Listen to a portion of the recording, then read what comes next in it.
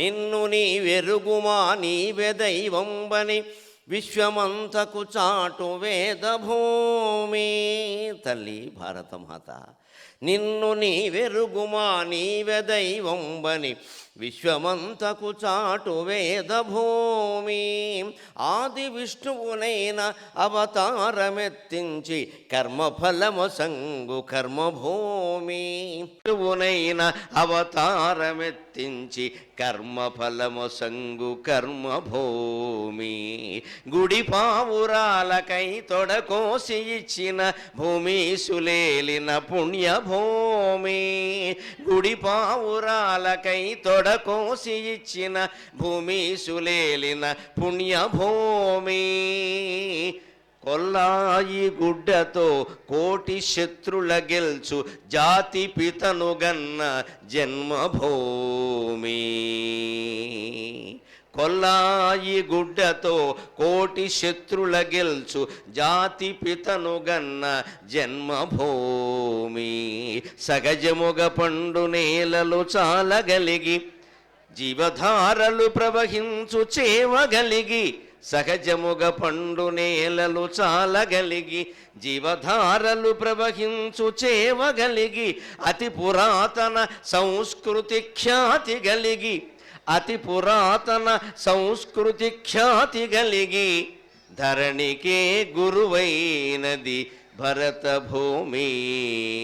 ఈ ధరణికే గురువైనది మన భరతభూమి.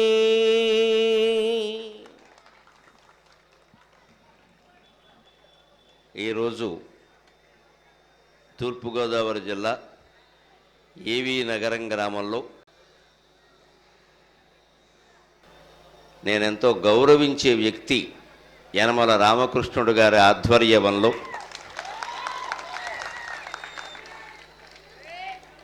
వారి సోదరులు కుటుంబ సభ్యుల యొక్క నిర్వహణలో అపూర్వ వెంకటేశ్వర స్వామి ఆలయంలో, నా దృష్టిలో ఏవీ నగరము అంటే అపూర్వ వెంకటేశ్వర నగరం. అది ఇక్కడున్న వెంకటేశ్వర స్వామి, ఆయన కళ, ఆయన వైభవం నేను మరో చోట చూడలేదు. ఆ విగ్రహం గొప్పతనం అది. అందుకని ఏవీ నగరం అంటే అపూర్వ వెంకటేశ్వర నగరం. ఏవీ నగరంలో ఇవాళ మనం ఇక్కడ సమావేశమైన రోజు కూడా చాలా పర్వదినం, భీష్మ ఏకాదశి.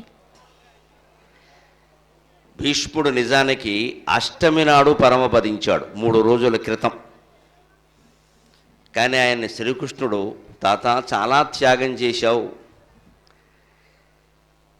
తండ్రి 60 ఏళ్ల వయస్సులో ఏదో పిచ్చి ప్రేమలో పడితే తండ్రి కోరిక తీర్చడం ప్రధానమని భావించి ఆ అమ్మాయిని తండ్రికి వివాహం చేయడం కోసం కొడుకు అయి ఉండి రాజ్యత్యాగం చేశావు, వివాహత్యాగం కూడా చేశావు, ఒంటరిగా జీవించావు 257 సంవత్సరాలు. నీకేమియ్యనయ్యా నేను, ఏదైనా వరం కోరుకో అంటే, విష్ణు సహస్రనామాలు నా చేత చెప్పించావయ్యా, నువ్వు ఎదురుగా ఉండగా ఇంకా నాకేం వరం కావాలి అన్నాడు ఆయన. భారతంలో 2 అద్భుతమైనటువంటి గ్రంథాలు ఉన్నాయి. ఒకటి భగవద్గీత, 2 విష్ణు సహస్రం, 3వది సనత్సుజాతీయం. అది ధృతరాష్ట్రుడికి సనత్సుజాతుడు చెబుతాడు, అది వేరే అధ్యాత్మ విద్య, బ్రహ్మ విద్య. మనకి బాగా పరిచయం ఉన్నవి విష్ణు సహస్రం, భగవద్గీత. భగవద్గీత భగవంతుడు భక్తుడికి బోధించిన గ్రంథం. విష్ణు సహస్రం గొప్పతనం ఏమిటంటే భక్తుడే భగవంతుడిని ఎదురుగా కూర్చోబెట్టి చెప్పిన గ్రంథం. భక్తుడైన భీష్ముడు, భగవంతుడైన కృష్ణుడు వింటూ ఉండగా చెప్పినటువంటి నామాలే విష్ణు సహస్రం. అంచేత ఒక రకంగా ఇది భగవద్గీత కంటే కూడా విశిష్టమైనది అని చెప్పాలి. వెరసి విష్ణు సహస్రం భక్తుడు భగవంతుడిని కూర్చోబెట్టి చెప్పాడు, భగవద్గీత భగవంతుడు భక్తుడిని కూర్చోబెట్టి చెప్పాడు. అంటే మనది అద్వైత సిద్ధాంతం. భక్తుడికి భగవంతుడికి భేదమేం లేదు. తాను వేరు అనుకుంటున్నవాడు భక్తుడు, తాను దేవుణ్ణి అని తెలుసుకోగలిగిన వాడు భగవంతుడు. ఇంతకు మించి తేడా ఏమీ లేదు. మనమందరం జీవస్థానం నుంచి దేవస్థానానికి చేరుకోవడానికే ఈ ఆధ్యాత్మికమైనటువంటి ప్రవచనాలండి. ఇది దేవస్థానం, మన ఇల్లు జీవస్థానం. తేడాది. ఇది దేవస్థానం, మన ఇల్లు జీవస్థానం. దేవుడికి జీవుడికి తేడా ఏమిటి అంటే, ఎక్కడ పడితే అక్కడ ఉండేవాడు దేవుడు, ఎక్కడ పడితే అక్కడే ఉండిపోయేవాడు జీవుడు, అంతకంటే అది.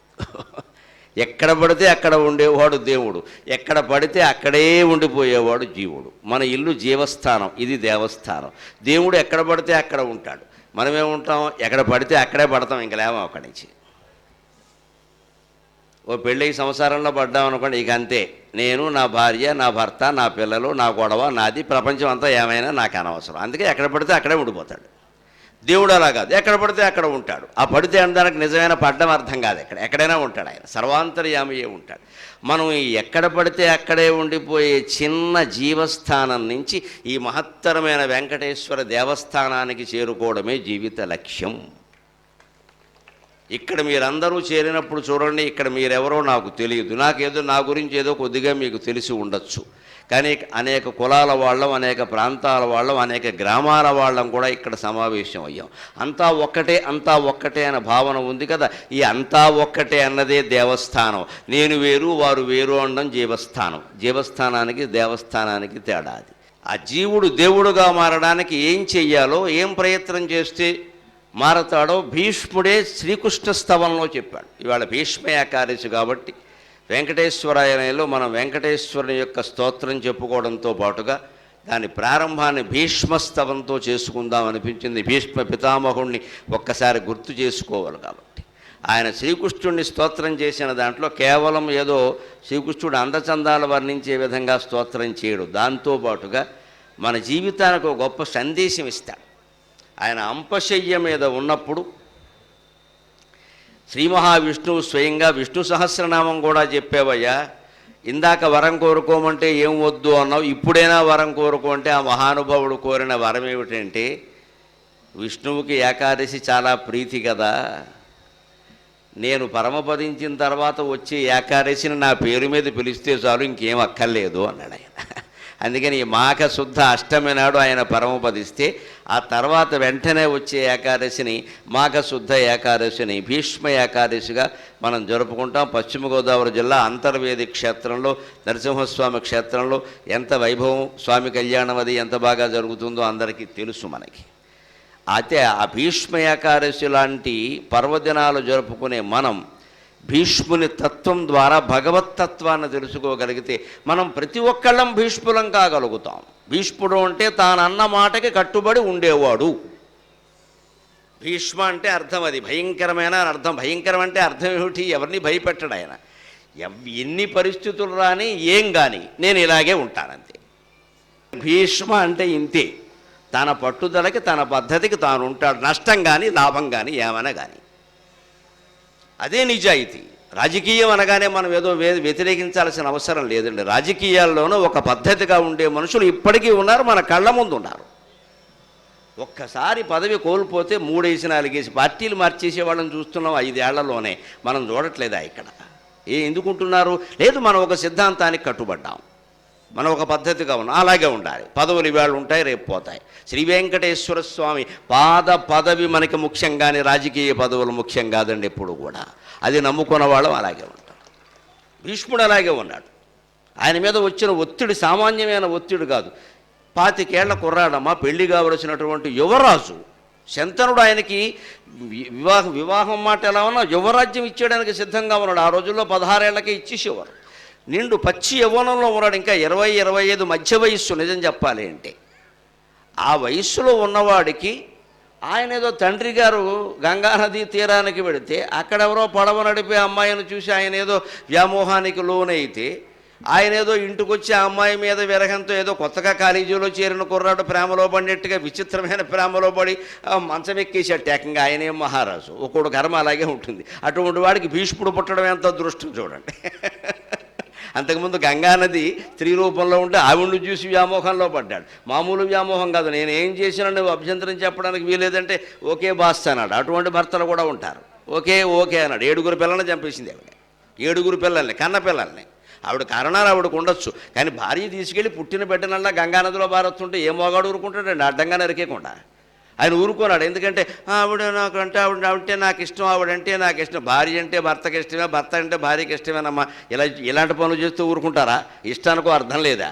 ఇష్టానికి ధర్మానికి తేడా ఏమిటి? ఇష్టానికి ధర్మానికి మధ్యలో ఘర్షణ వచ్చినప్పుడే సమస్య వస్తుంది. నువ్వు ఇష్టం వైపు ఉన్నావంటే కష్టాలు పడతావు, ధర్మం వైపు ఉన్నావంటే ఖచ్చితంగా మనశ్శాంతిగా హాయిగా ఉంటావు. ఎప్పుడు మన జీవితాల్లో సహా ప్రపంచ సమస్యలన్నిటికీ ఒకటే కారణం, రెండు కారణాలు లేవండి. మన ఇష్టం వేరు, ధర్మం వేరు. ఆ ఇష్టానికి ధర్మానికి ఎప్పుడు ఘర్షణ జరుగుతూనే ఉంటుంది. మన కులం వాడికి పదవి ఇవ్వాలి, అది మన ఇష్టం. ఎవడు సమర్థుడో వాడికి ఇవ్వాలి, అది ధర్మం. దేని పక్షం వహిస్తావో దాన్ని బట్టి నీ కర్మ ఉంటుంది. సమర్థుడికి నేను ఇచ్చాను అంటే తరతరాలు నిలబడుతుంది ఆ పదవి. నా కులం వాడికి నేను ఇచ్చాను అంటే ఏమో వాడేం చేస్తాడో నేనేం చేస్తాను. ఇదే ఇష్టానికి ధర్మానికి మధ్యలో ఘర్షణ, అప్పుడే సమస్య వస్తుందండి, లేకపోతే సమస్య ఎందుకు వస్తుంది? భీష్ముడు ఆ సమస్యని ధర్మప్రీతితో ఖచ్చితంగా నెరవేర్చాడు. కాబట్టి 257 సంవత్సరాలు బతికాడు తండ్రి ఇచ్చిన వరం ప్రకారం. శ్రీకృష్ణుడు కూడా చక్రం ఎత్తి వెనక్కి తీసేసుకున్నాడు తప్ప భీష్ముడిని సంహరించలేకపోయాడు. నిన్ను సంహరించడం నా చేతుల్లో లేదన్నయ్యా అన్నాడు. దేవదేవుడు అన్నాడు ఆ మాట, నిన్ను సంహరించడం నా చేతుల్లో లేదయ్యా, నీకంత వరం ఉంది అన్నాడు. అంత త్యాగం భీష్ముడు ఎందుకు చేయవలసి వచ్చింది అంటే, తండ్రి ఏదో మోజులో పడ్డాడు, బాగానే ఉంది. ఆయన మహారాజు బెంగట్టుకుని కూర్చుంటే మంత్రులను అడిగాడు, ఏమిటి నాన్నగారు అసలు గదిలోంచి బయటికి రావట్లేదు, బెంగట్టు కూర్చున్నారు ఏమిటంటే, ఏముందయ్యా ఈ వయస్సులో ఆయన ప్రేమలో పడ్డాడు అన్నారు. ఆయనకో నవ్వు వచ్చింది. అయినా సరే తండ్రి రామాయణం చదువుకున్నాడు. రాముడు తండ్రి ఇచ్చిన మాట కోసం పొద్దున్న పట్టాభిషేకం అని చెప్పి రాత్రి వనవాసం అంటే వెంటనే వెళ్ళిపోయాడు. రాముడు రామాయణం చదువుకున్నవాడిని నేను ఎలా ఉండాలి భారతీయుణ్ణి అని నిర్ణయించుకుని తండ్రి కోసం త్యాగానికి సిద్ధపడి, అయితే ఏమిటి మహారాజు తలుచుకుంటే భార్యలు పెద్ద సమస్య, పైగా ధర్మశాస్త్రం ప్రకారం కూడా రాజులు 3-4 భార్యలను చేసుకోవచ్చు కదా, మనకేం ఇబ్బంది లేదు కదా అంటే, ఏవో వాళ్ళు ఏవో షరతులు పెట్టారట అని. ఏమో షరతులు పెడతారండి మహారాజుకి అని ఆయన ఎంత ఔచిత్యం అంటే భీష్ముడు తండ్రికి చెప్పలేదండి. తండ్రి కాదంటాడు కదా సహజంగా, అదేమిటి కొడుకు తండ్రికి పెళ్లి చేయడం పెట్టిండి, ఎక్కడైనా తండ్రి కొడుకు పెళ్లి చేయాలి కానీ అని కాదంటాడు. అందుకని చెప్పకుండా గుర్రం వేసుకుని వెళ్ళిపోయి దాశరాజు దగ్గరికి వెళ్ళి, అయ్యా మీ అమ్మాయిని మా నాన్నగారు కోరుకుంటున్నారు, మీ అమ్మాయి మహారాణి అవుతుంది, మీరు ఎందుకు కాదంటున్నారు అని. మాకేం అభ్యంతరం అండి బాబు, మా అమ్మాయి మహారాణి అయితే మాకే మంచిది కదా, మేము ఇప్పుడు పట్టుకునే చేపల వల్ల మామూలు వాళ్ళు మానేసి బంగారం వల్ల కొనుక్కోవచ్చు, మా సొమ్మేం పోయింది, మా కమ్యూనిటీకి పెద్ద గౌరవం వస్తుందండి, కులానికి మాకేం అభ్యంతరం లేదు, కానీ మా ఇబ్బందులు మాకుంటాయి, ఎంతైనా మీరు రాజులు మమ్మల్ని బతకనిస్తారా అన్నాడు. మరి వాళ్ళ బాధ వాళ్ళది. అంటే ఏమిటయ్యా నీ బాధ చెప్పమన్నాడు. మా అమ్మాయికి పుట్టినవాడే రాజు కావాలి, మళ్ళీ తర్వాత మీరు మా కులం వేరు మీ కులం వేరు అని గొడవెట్టి తర్వాత మీకు మీరు రాజ్యాలు ఇచ్చుకుంటే మేము బానిసల కింద మిగులుతాం ఇక్కడ, అందుకని మా అమ్మాయికి పుట్టినవాడు రాజు కావాలి అని ఆయన కోరిక ఆయన కోరాడు. వెంటనే భీష్ముడు, నేనున్నానయ్యా, మా నాన్నగారితో నీకేం పని, నేను ఇస్తాను, నేను కదా రాజుని యువరాజుని, నేను త్యాగం చేస్తున్నా, పంచభూతాల సాక్షిగా ప్రమాణం చేస్తున్నా, నాకు రాజ్యం వద్దు. మా పినతల్లి సత్యవతీదేవి ఆయన పెళ్లి చేసుకోదగిన వయస్సు కలిగిన అమ్మాయి అంటే, అది భీష్ముడి త్యాగం అంటే ఎలా ఉంటుందో చూడండి. ఆయన పెళ్లి చేసుకోదగిన వయస్సు కలిగిన అమ్మాయి వెంటనే దండం పెట్టి, అమ్మా నువ్వు నాకు పెనతల్లివి, నీ వయస్సుతో నీ దేహంతో నీ సౌందర్యంతో నాకు నిమిత్తం లేదు, నాకు కావలసింది ధర్మం, నా తండ్రి నిన్ను ఇష్టపడుతున్నాడు, నువ్వు నాకు పెనతల్లివి, నీకు పాదాభివందనం చేసి చెబుతున్నా, నీకు ఏ కుమారుడు పుడతాడో ఆ కుమారుణ్ణే రాజు చేస్తా, కేవలం నేను సైనికుడుగా ఉండి సింహాసనాన్ని కాపాడతా అని భీష్మ ప్రతిజ్ఞ చేశాడు. అందుకే భీష్ముడు అన్నారు. అప్పటికీ దాశరాజు ఇంకో మెలికి పెట్టాడు. అనుమానం అనేది మనస్సులో ప్రవేశించిన తర్వాత అండి పిచ్చి కోరికలన్నీ పుడుతూనే ఉంటాయి. దాశరాజు మనస్సులో ఒక అనుమానం ప్రవేశించింది, వీళ్ళేమో మనం ఏదో వేరే కులం వాళ్ళం, వీళ్ళ కులం వేరే, మన ఉండనిస్తారా ఇక్కడ, ఏదో చేసేసి పంపేస్తారో రాజకీయాల్లో మన ఉండనిస్తారు ఏమిటి అని అనుమానం వచ్చి అప్పటికి ఇంకొక స్క్రూ బిగించాడు. ఏమయ్యా నువ్వు కాదంటావు, నువ్వు అవునంటావు, బాగానే ఉంది, నువ్వు రాజ్యం మా మనవడికి ఇస్తావు, నేను కూడా రాజుగారి తాతనే నేను గౌరవంగా బతుకుతాను, మా అమ్మాయి రాజమాత అవుతుంది, బాగానే ఉంది, నువ్వు పెళ్లి చేసుకుంటావు, నీకు పిల్లలు పుడతారు, వాళ్ళు ఎంతైనా రాజకుమారులు, మరి ఆ బీజాలు ఆ వ్యవహారాలు వేరు కదా, వాళ్ళు పరాక్రమవంతులు అవుతారు, నా మనవడిని కొంపదీసి చంపేసి రాజీ అయిపోతే పరిస్థితి ఏమిటన్నాడు. అనుమానం పెనుభూతం అంటే ఇది. ఓసారి అనుమానం మనస్సులో ప్రవేశించిందంటే ఇంక అది పెరుగుతూనే ఉంటుంది. అది దాంతో భీష్ముడు అప్పుడు భయంకరమైన ప్రతిజ్ఞ, పంచభూతాలు సైతం, పృథివ్య తేజో వాయురాకాశాలు సైతం భయపడిపోయే ప్రతిజ్ఞ చేశాడు. ఇటువంటి మానవుడు ఉంటాడా అని. నాకు పెళ్లి చేసుకుంటే కదా పిల్లలు కలగడం అనే సమస్య, ఈవేళ పంచభూతాల సాక్షిగా ప్రమాణం చేస్తున్నా ఆ జన్మ బ్రహ్మచారిగా ఉండిపోతాను నేను అన్నాడు మహానుభావుడు భీష్ముడు. 257 సంవత్సరాలు బ్రహ్మచర్యం పాటించాడు. కుర్రాళ్ళు చాలామంది, ముఖ్యంగా ఈలలేసేవాళ్ళు గమనించండి. ఈ ఈల ఇక్కడ వేసినా నేను సంతోషిస్తా. కాలేజీలో అమ్మాయి కనపడగానే ఈల వేయకండి. భీష్మాచార్యుడు మనం చేసుకోవలసిన ప్రమాణం అది. 25 సంవత్సరాలు కాదు, 17 ఏళ్ళు వస్తే కుర్రాన్ని పట్టలేకపోతున్నాం. ఇవాళ మనలో మనమాట అమ్మాయిలను కూడా పట్టలేకపోతున్నామమ్మా. అంత సమానమే కదా. చెడిపోవడంలో అందరూ సమానమే, బాగుపడడంలో సమానం అక్కర్లా మనకి. ఆడుకున్నది నాకు లేదా, ఈడుకున్నది ఆడికి లేదు, ఇదే గొడవ ఎంతసేపు. ఆడు ఈడే. చెడిపోవడంలో అంతా సమానమే. ఇవాళ అమ్మాయిల్ని పట్టలేకపోతున్నాం. ఇవాళ యువతరం గ్రహించవలసింది ఏమిటంటే 257 సంవత్సరాల స్త్రీ స్పర్శ కాదు, స్త్రీ స్పృహ కూడా లేకుండా బతికిన మహానుభావుడు భీష్మ పితామహుడు. ఆయన మృతదినాన్ని ఇవాళ జరుపుకుంటున్నాం మనం. ఎటువంటి శీలం కలిగి ఉండాలి మనం? చదువు కోసం కాలేజీకి వెళ్ళామంటే చదువుకోవాలంతే, వేరే పని ఉండకూడదు. ఇంకా చదువు అయ్యాక పెళ్ళి కాదా? తల్లిదండ్రులు చెయ్యరా? ఇంతోటి పెళ్ళి కాదా? పిల్లలు పుట్టరా? మాకందరికీ అవలేదా? మీకేం కావా? అంత తొందర ఎందుకండి దానికి? కాలేజీలో చేరగానే ముందు చేసే పని ఏమిటంటే ప్రేమించడం. భారతీయ సంస్కృతిలో వ్యక్తికి సంస్కారానికి ఎంత ప్రాధాన్యం ఉంటుందో వ్యవస్థ బిగింపుకి అంత ప్రాధాన్యం ఉంటుంది. ఒక పిల్లలు 20 ఏళ్ల లోపు పిల్లలు ఉన్నారు అంటే వాళ్ళ పట్ల తల్లిదండ్రులకు సంపూర్ణమైన బాధ్యత ఉండాలి. అందుకే వాళ్ళకి ఏం చెబుతారంటే తల్లిదండ్రి చెప్పినట్టు విను, మాతృదేవో భవ, పితృదేవో భవ, ఆచార్య దేవో భవ అని గట్టిగా చెప్పేస్తారు. వాళ్ళకి 25 ఏళ్ళు వచ్చి వాళ్ళ సంసారాలు వాళ్ళకి ఏర్పడ్డాక పెద్దవాళ్ళకి ఏం చెబుతారంటే ఇంకా వదిలేయండి. దైవవత్ పంచవర్షేషు దశవర్షేషు దాశవత్ ప్రాప్తేతు షోడశే వర్షే పుత్రం మిత్రవద ఆచరేత్. మీ పిల్లలకి 20 ఏళ్ళు 25 ఏళ్ళు దాటి పెళ్లి చేశారు, వదిలేయండి. కూతురు అల్లుడైనా కొడుకు కోళ్ళైనా వాళ్ళ సంసారాన్ని వాళ్ళు చేసుకోండి. అస్తమాను మీరు ఫోన్ చేసి వేలెట్టకూడదమ్మా. మహిళామణులకు నమస్కారం ముందు. కాపురాలు ఎందుకు దెబ్బతింటాయంటే మొహమాట పడకుండా ఆడపిల్లని కాపురాన్ని పంపిన తర్వాత వారానికి ఒకసారి తల్లిదండ్రి ఫోన్ చేయాలి. ఈ లోపు అమ్మాయి చేస్తేనే పలకాలి, లేకపోతే పలకద్దు. అందుకని రోజు ఫోన్ చేసి ఇంకోరు ఉండేవు అని అడగకూడదమ్మా. అది పెద్ద గొడవ అయిపోతుంది. అది పైగా ఓ రోజు ఏదో బెండకాయ అని చెప్పి రోజు బెండకాయ కూరైనా ఇంకేం లేవా అనకూడదమ్మా. వాళ్ళు మనుషులే కదా, అత్తారు కూడా వాళ్ళకు ఉంది కదా, వాళ్ళు పెడతారు కదా. మనం ఎందుకు ఇక్కడ? అమ్మాయి యోగక్షేమాలు కాదమ్మా, రోగక్షేమాలు అయిపోతాయి. పిల్లని ఇచ్చామంటే కన్యాదానం. అక్కడ ఏం చదువుతారో తెలుసా? తుభ్యమఖం సంప్రదదే నమః లక్ష్మీనారాయణ స్వరూపస్య బ్రాహ్మణస్య తుభ్యమఖం సంప్రదదే నమః. నీకు ఇచ్చేస్తున్నాను నా మామా అని అనడు ఇక్కడ. ఎందుకంటే మరి పురుళ్ళు పోయాలి, వెనక్కి పిలవాలి. ఏదైనా గోదానమో భూదానమో ఇస్తే నా మామా, నాకు సంబంధం లేదు, నీదే, నువ్వు అమ్ముకున్నా అరుచుకున్నా. కానీ పిల్లని ఇచ్చేటప్పుడు అలా అనకూడదు, మనకి సంబంధం ఉంది. మళ్ళీ పిల్లల్ని పురుళ్ళు పోయాలి, పిల్లలు ఇంటికి జాగ్రత్త తీసుకు. అంతేకాదు వాడు కొడితేనో తిడుతూనో మళ్ళీ తల్లిదండ్రి కాపాడాలి. వాడు రాక్షసుడైతే ఆ సంస్కృతిలో ఆ జాగ్రత్త మేకు బిగింపు ఉంది అక్కడ. నా మామ అనరు, నాకు సంబంధం ఉంది. ఎంతవరకు ఉంది? యోగక్షేమాలు కనుక్కోవడం వరకే ఉంది. వేలెట్టి సంసారాలు పాడు చేయకూడదు. అటు తల్లిదండ్రులు ఫోన్లు చేసేసి ఇటు తల్లిదండ్రులు ఫోన్లు చేసేసి వాళ్ళ మనస్సులను పాడు చేస్తే చక్కగా ప్రేమించి పెళ్లి చేసుకున్న దాంపత్యాలు కూడా దెబ్బతింటున్నాయి. ఇవాళ ఏం ప్రేమో ఏం దాంపత్యమో అర్థం కాదు. ఎందుకంటే మధ్యలో వాళ్ళు ఏదో చిన్న చిన్న చికాకులు ఉంటాయి, అది ఇంటి దగ్గర అమ్మకో నాన్నకో చెప్పారు, ఇంకేం రెచ్చగొట్టేస్తున్నాడు వాళ్ళని. మనకేం లేదా పోదా వచ్చే ఎన్నాళ్ళు పోషిస్తావయ్యా నీ కూతురు, నువ్వు లేదా పోదా అంటావు. పెళ్లి చేసింది కాపురం చేయడానిక, ఇంటికి తీసుకురాడానిక. ఇక ఊళ్ళో సమాధానం చెప్పుకోవద్దు అంటే 10 మందికి. మీ అమ్మాయి ఇంట్లో ఎందుకుందంటే సమాధానం చెప్పుకోవద్దు. ఎంత అవమానం అది. అదే పెళ్ళే కాపురం చేసుకుంటూ శుభ్రంగా 2 పిల్లల కంటే ఎంత గర్వంగా చెప్పుకుంటాం మనం కూడా మన వాళ్ళని ఎత్తుకుని అలా ఉండాలి. అందుకోసమే ప్రోత్సహించాలి. వివాహం అంటే అందుకే, లేకపోతే ఎందుకు? అది ఎలా సాధ్యమవుతుంది అంటే నేను మొహమాటం లేకుండా చెబుతున్నా, భీష్ముడి పాదాల సాక్షిగా పెళ్ళయ్యే వరకు పురుషుడికి స్త్రీతో, స్త్రీకి పురుషుడితో ఎటువంటి సంబంధం ఉండడానికి వీల్లేదు. ఆ బ్రహ్మచర్యాన్ని ఖచ్చితంగా పాటించినప్పుడే వివాహ బంధం చాలా ఆరోగ్యకరంగా ఆనందదాయకంగా ఉంటుంది. దీనికి ఎవడూ చప్పట్లు కొడతాడని నేను అనుకోవాలా. కొట్టిన వాళ్ళకి నమస్కారం. ఇటువంటి వాటికి కూడా చప్పట్లు కొట్టే సంస్కారవంతులు ఏవీ నగరంలో ఉన్నారు, సంతోషం. అబ్బే ఇదేంటండి అంటారేమో అనుకున్నాను, లేదు, కొంతమంది అయినా ఉన్నారు, సంతోషం. ఎక్కడికక్కడే ఆనందం, దానికే ఉంది.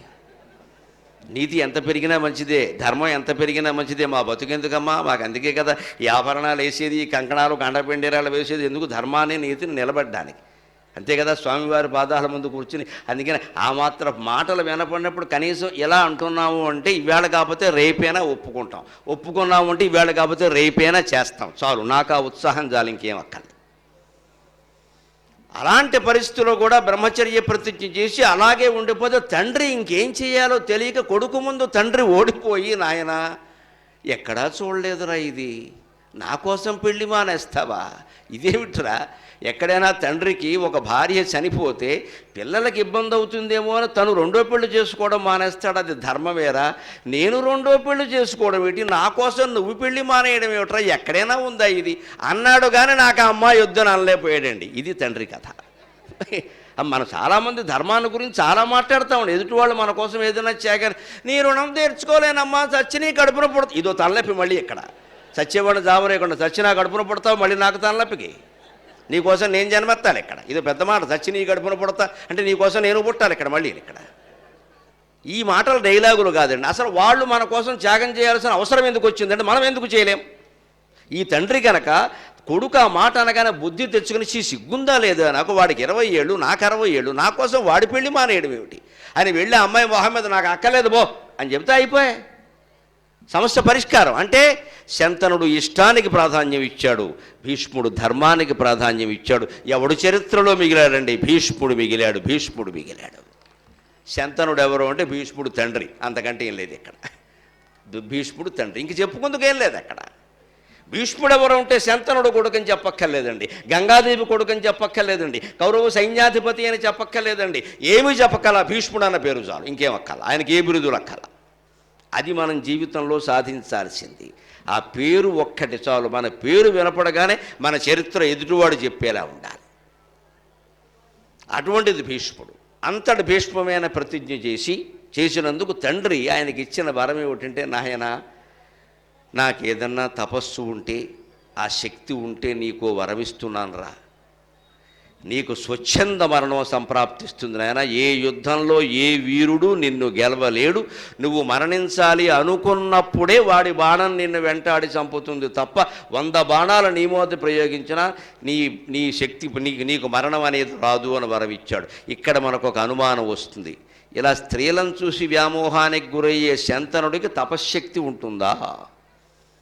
ఆయన వరం ఇచ్చినా శాపం ఇచ్చినా అవుతుందా? అవుతుందండి.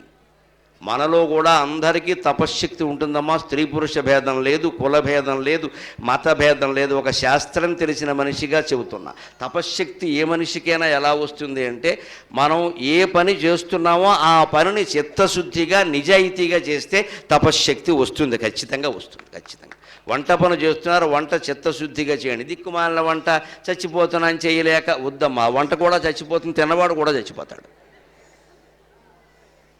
ఒక కార్యాలయంలో ఉద్యోగం చేస్తున్నాం, ఏదో పింఛన్లు పంచిపెట్టమని మనకేదో గుమాస్తా ఉద్యోగం అక్కడ ఇచ్చారు, నిజాయితీగా చేయండి ఆ పని. వృద్ధులు ఎవరన్నా 80 ఏళ్ళు దాటిన వాళ్ళు ఉంటే వాళ్ళ ఇంటికి మీరే వెళ్ళి ఇవ్వండి. అంతేగాని 90 ఏళ్ల వాడిని ఇంకా బతుకున్నావా అని వెధవ ప్రశ్న వేయకండి. మనం వాడు బతుకున్నాడు నాకు తెలుసు కదా, నేనే పట్టుకెళ్ళి ఇస్తా అంటే ఆ 90 ఏళ్ళ ఆయన ఎంత సంతోషిస్తాడండి, నా ఇంటికి పట్టుకొచ్చి ఇచ్చాడని. ఇదే చిత్తశుద్ధి.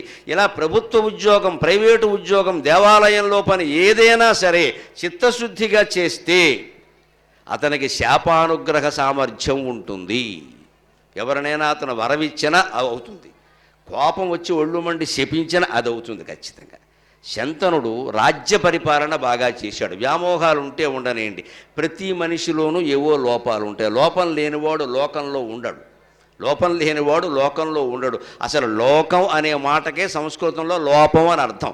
లుక్ అనే మాటకి ధాతువుకు సంస్కృతంలో లుక్ అంటే లోపించడమే. అంచేత లోకం లోపం రెండు ఒకటే. అందుకని లోకం అంటేనే లోపం, లోపం లేనివాడు మీకు లోకంలో దొరకడు. అందుకని దాని సమస్య కాదు. కానీ ఈ వ్యామోహాలు ఇవి ఎలా ఉన్నా ఆయన రాజ్య పరిపాలన చక్కగా చేశాడు. అందులో ఎక్కడా తేడా ఏమీ చేయలేదు, స్వార్థానికి పాల్పడలేదు. శ్రీరాముడి నుంచి శివాజీ వరకు హిందూ ధర్మ పరిపాలన ఎలా సాగిందో అదే పరిపాలన శంతనుడు కూడా చేశాడు. ఆ కారణంగా ఆయనకి తపశ్శక్తి వచ్చింది. ఆ శక్తితో ఈ వరం ఇచ్చాడు. పైగా శంతనుడికి ఇంకో శక్తి ఉండేది. ఆయన ఎవరినైనా సరే వృద్ధాప్యంలో ఉన్నవాణ్ణి, నీకింక వృద్ధాప్యం మొదలదయా, నువ్వు ఇలాగే యువకుల్లా ఉంటావు, నువ్వు వృద్ధుడు కావు అంటే వాడు అలాగే ఉండేవాట. శంతనుడికి ఆ శక్తి ఉంది. అంటే ఏ మనిషిలో ఏ శక్తి ఉందో ఎవరూ చెప్పలేరండి. అలాంటి శక్తి కలిగిన వాడు వరం ఇచ్చాడు. ఈయన ఆ జన్మాంతం ఆయన స్వచ్ఛంద మరణం, ఆయన కోరుకునే వరకు మరణం లేకుండా వరం పొందాడు. కాబట్టే అంపశయ్య మీద ఉన్నప్పుడు అష్టమి నాడు పరమపదించబోతూ ఓ పక్క బాణాలు గుచ్చుకుంటూ ఉంటే ఆ బాధంతా భరిస్తూ ఉంటే కృష్ణ పరమాత్మ ఆయనకి ఏం వరం ఇచ్చాడు అంటే, నువ్వు అడక్కపోయినా నేను వరమిస్తున్నాను, నువ్వు విష్ణు సహస్రం చెప్పాలి కదా, బాణాలు గుచ్చుకుంటూ ఉంటే ఎలా చెబుతావయ్యా, నెత్తురు కారుతూ ఉంటే. ఎన్ని బాణాలు నీ శరీరంలోనైనా ఉండని, అవన్నీ శుభ్రంగా చెక్క మంచం మీద పరుపేసుకుని పడుకున్నట్టుగా సుఖంగా ఉంటాయి తప్ప ఏ బాణము నీకే బాధ కలిగించకుండుగాక అని ఒక వరం ఇచ్చాడు కృష్ణ పరమాత్మ. అందుకే ఆయనకి బాణాల బాధ తెలియలేదు. అలాగే ఉండి విశ్వం విష్ణుర్వషట్కారో భూతభవ్యభవత్ ప్రభు భూతకృద్భూత భృద్భావో భూతాత్మా భూతభావనక భూతాత్మా పరమాత్మా చ ముక్తానాం పరమాగతి అవ్యయ పురుష సాక్షి క్షేత్రజ్ఞో అక్షర ఏవ చ యోగో యోగవిదాం నేతా ప్రధాన పురుషేశ్వరక.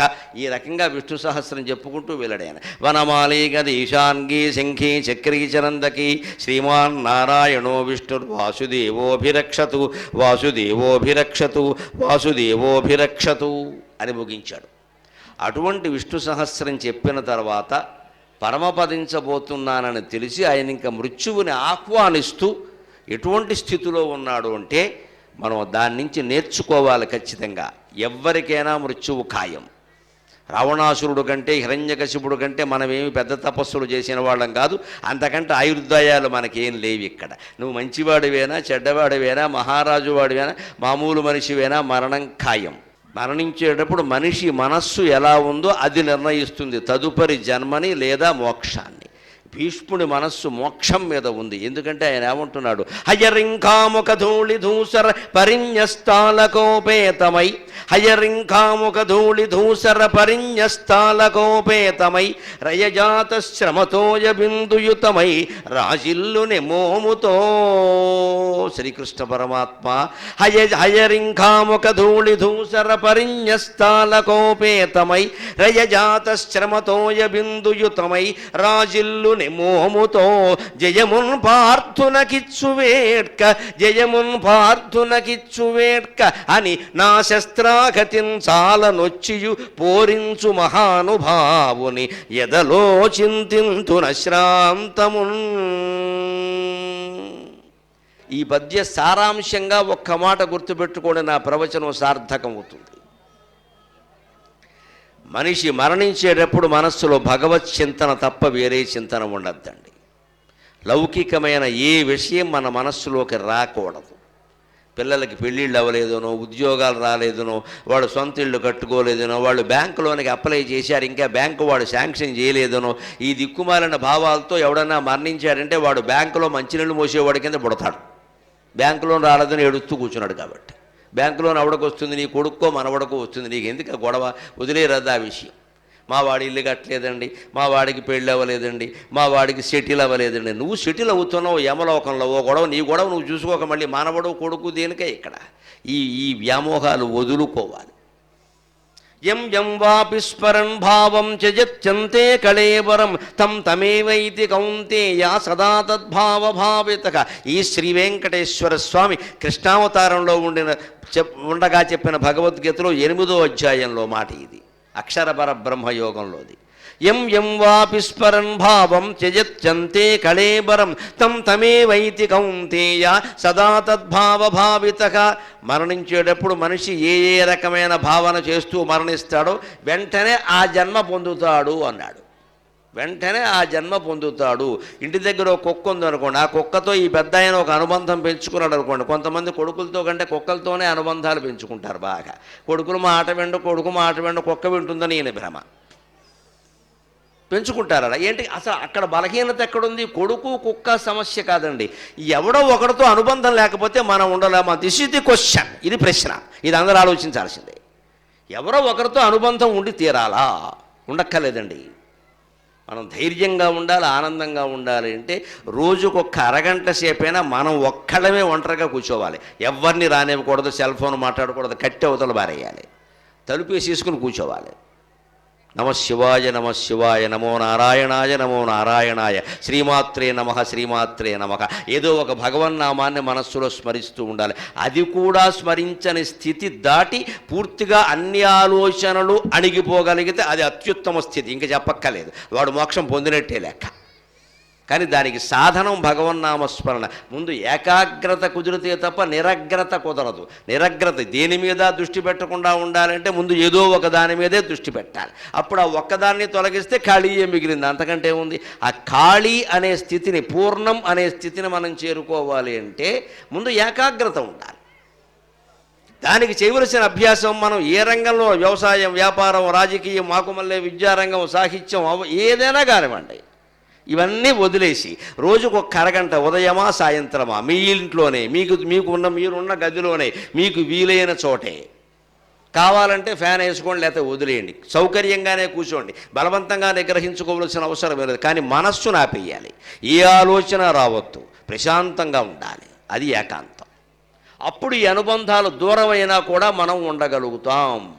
లేకపోతే మనవరాలకి ఇంకా పెళ్ళవలేదని, మనవడికి ఇంకా ఒడుగవలేదని ఏదో అనుకుంటూనే ఉంటాం. అలాగే అవన్నీ అయ్యాయనుకో, మా మనవరాలకి పెళ్ళయింది, ఏం చేస్తావు? ఏదో పెళ్ళయింది కానీ కడుపునంత కాయగాలి, నీకు కాసే కదా 16 కాయలు ఇక్కడ. మళ్ళీ ఈ మనవరాలకి కాయడింది దేనికంటే మనకు అదే కాంక్ష అండి. ఆ మనవరాలకి కడుపు రావడం, కాయగాయడం వీడికి పెద్ద జీవిత లక్ష్యం ఇక్కడ. పోనీ మనవరాలకు కాసిందేనే అనుకుందాం, అంతటితో ఆపిందా ఈవిడ? ఆడికి ఇంకా చదువు రావట్లా, మళ్ళీ ఆవిడవాడు మునివాడవాడు ఇక్కడ. అంటే జీవితాంతం ఏదో ఒక బంక, ఏదో ఒక ఆమదం ఒంటికి రాసేసుకుని అలా పావుకుంటూ కూర్చోవాలి. మరి దీని అంతటికి మనం పెట్టే పేరేమిటో తెలుసు, గొప్ప పేరు దొంగనాటకం. మమకారం, మమకారం, మమకారం అంత పాపం మరొకట్లేదు. అహంకారం ఎంత పాపమో మమకారం అంతే పాపం. ఈ రెండూ విధులు పెట్టినప్పుడే మనిషి సుఖంగా ఉంటాడు. అసలు అహంకారానికి మూలం కూడా మమకారమే. నాది లేకపోతే నేనెక్కడుందండి, ఇక్కడ పోతాయి మొత్తం అంతా. దీనికి మమకారం అని అందమైన పేరు. ఆవిడకి ఇంకా మనవరాలంటే అదో ప్రేమ. ఖండించుకోమని చెప్పండి, మానేయమని చెప్పండి. ఇటువంటి సలహాలు ఇవ్వకలే. ఎందుకమ్మా మీకు ఈ వయసులో పని లేక వెంకటేశ్వరం గుళ్ళోకి వెళ్ళి దండం పెట్టుకుని కూర్చోమని చెప్పండి, వదిలేమని చెప్పండి. ఈ వదలకపోవడమే దౌర్భాగ్యం, తగిలించుకోవడమే దౌర్భాగ్యం, వదిలించుకోవడమే సౌభాగ్యం. కనీసం 60 ఏళ్ళు దాటాకైనా ఆ పని చేయాలి. 70 ఏళ్ళు దాటాయంటే మహర్షిలా కూర్చోవాలి, ఇంకా కదలద్దు అసలు. ఎందుకంటే 72 ఏళ్ళు ఆయుర్దాయం. అంతకంటే ఎవరికైనా ఒక్క ఏడాది ఉన్నా ఎల్ఐసి వారు బోనస్ ఇచ్చినట్టే లెక్క. శాస్త్రం నిర్దేశించిన ఆయుర్దాయం 72 ఏళ్ళు, ఆడ మగ ఎవరికైనా సరే. అంతకుమించి ఇప్పటికే బతికేసిన వాళ్ళు ఆలోచించుకోండి ఎంతకాలం వృధా చేసేసారు. 5 ఏళ్ళ, 6 ఏళ్ళ, 10 ఏళ్ళ ఆలోచించుకోండి. అదంతా వేస్ట్ అయిపోయింది. ఎప్పుడు పోతామో తెలియదు. 72 ఏళ్ల తర్వాత జీవితం ఎలాంటిది అంటే స్విచ్ ఆపేసిన సీలింగ్ ఫ్యాన్ ఇంకా తిరగదమ్మా. స్విచ్ ఆపేశారు కానీ తిరుగుతుంది, 2 చుట్లు వేస్తుంది, ఆగిపోతుంది. నువ్వు స్టూల్ వేసుకుని తిప్పేకూడదు, ఇంకా తిరగదు అది. ఇక స్విచ్ ఆపేశారు. ధాతువులు క్షీణించిపోతున్నాయి శరీరంలో, ఇంకా రక్తం లేదు, మాంసం లేదు, అన్నీ తగ్గిపోతున్నాయి. ఇక్కడ కోపం కూడా రాదు ముసలాళ్ళకి, మీరు గమనం. ఎందుకంటే కోపం లేదనుకోవద్దు, ఓపిక లేక. కోపం లేకపోతే చచ్చే వరకు ఉంటుంది. కోపం ఎక్కడికి పోతుంది? కోపకిస్తే మనకే నష్టం అమ్మా, బీపీ వస్తుంది అని కూర్చుంటాడు ఇక్కడ. అదే 25 ఏళ్ళ వాడు రెచ్చిపోతాడు కోపంతో, వాడికి రాదు. మరి ముసలాళ్ళ కోపం లేదనుకోకుండా అన్నీ ఉన్నాయి, అసూయలు, ద్వేషాలు, గొడవలు ఉన్నాయి. ఎక్కడ పోతాయి? పుట్టుకతో వచ్చినవి. ఓపిక లేదు. ఆ ఓపిక లేక ఏదో మీరు చేసుకోండి. అప్పుడు కూడా ఏమంటాడు, ఇంక మేము చేసేదేముంది ఇక్కడ, అది కూడా అసంతృప్తి. నేనేమీ చెయ్యను, నాకు అవసరం లేదు అనడండి. మేము ఏం చేయగలం అంటే ఏమీ చేయలేవు కాబట్టి మానేసావు. ఏమన్నా చేయగలిగితే ఇంక 2 మర్డర్లు చేస్తావు ఇక్కడ. చేయగలిగితే పొడి చేస్తాడు, చేయలేడు కాబట్టి మానేశాడు. అంటే మన మనసు తెలిసిపోతుంది ఇక్కడ, మన మనసు తెలిసిపోతుంది. 60 ఏళ్ళ ఆయన్ని భార్య చనిపోతే ఆయనకి 5 ఏళ్ళు ఏంటంటే భార్య చనిపోయి 60 ఏళ్ళు వయస్సు. అందుకని ఏమిటోనండి మీరు ఇలాగా అలా ఉండిపోయారంటే కాస్త జుట్టుకు రంగైనా వేసుకోవచ్చు కదా, కాస్త బాగుండేది. మనకి వేసుకుంటే ఈ వయసులో ఎవరన్నా పిల్లనిస్తారా అన్నట్టు. అంటే ఇస్తే వేసుకుంటాడు. అసలు నాకు పెళ్ళెందుకయ్యా, పెళ్ళాం పోయింది కదా, నా వయసు 60 కదా, నేను ఎలా ఉంటాను, భీష్ముడు పెళ్ళే కాకుండా ఉన్నాడు, నేనుంటానని చెప్పడండి. మనకు ఎవరైనా పిల్లనిస్తారా అంటే ఇస్తే రెడీ. మన బుద్ధి ఇక్కడే బయటపడుతూ ఉంటుందండి. మనస్సులో ఉన్నదాన్ని మనం దాచుకోలేము, ఏదో రకంగా మాటల్లో వచ్చేస్తుంది. అది మాటల్లో, ఆ మాటలు, కాంక్షలు, భయాలు బయటపడకుండా ఉండాలంటే మనస్సులోంచే వాటిని తుడిచేయాలి. వాటర్ ట్యాంక్ పైన బిగించేసామనుకోండి, కుళాయిలో నీళ్లు రావు. పైన బిగించకపోతే ఈ కుళాయి కాకపోతే ఆ కుళాయిలోంచి వస్తూనే ఉంటాయి అక్కడ. ఆ పైన వాటర్ ట్యాంకే మనస్సు, దాన్ని బిగించాలి. నువ్వు మాటలు ఆపితే శుభం లేదు ఇక్కడ. మనస్సులో ఉంది ఈ కాంక్ష, ఎప్పుడప్పుడు బయటపడుతుంది. అందుకని మరణ సమయంలో ఎలా ఉండాలి అంటే, అలా ఉండాలి అంటే, ఏకాంతం పాటించాలంటే ఆ అభ్యాసం ఎప్పటి నుంచి చేయాలి? మరి 25 ఏళ్ల వాళ్ళని చెయ్యమని నేను అన్ను. చేస్తే చేయండి, ఆనందమే. 25 ఏళ్ల కుర్రాళ్ళు అమ్మాయిలందరికీ చెబుతున్నా, ప్రతిరోజు ఉదయం సాయంత్రం వచ్చి మీరు ఇక్కడ వెంకటేశ్వర స్వామికి దండం పెట్టుకోండి. 50 ఏళ్ళు దాటకుండానే మీకు భక్తి జ్ఞాన వైరాగ్యాలు పూర్తిగా అబ్బి మీ జీవితాలన్నీ ఆయురారోగ్య భోగభాగ్యాలతో సుఖంగా వర్ధిల్లుతాయి. సందేహమే లేదు. అందులో ఊళ్ళోకి రండి, దండం పెట్టుకుని వెళ్ళిపోండి, ఇంకేం వద్దు, మీ సంగతి వెంకటేశ్వరం చూసుకుంటాడు. మన దేవస్థానం అందుకే జీవస్థానం దేవస్థానంగా మారాలి.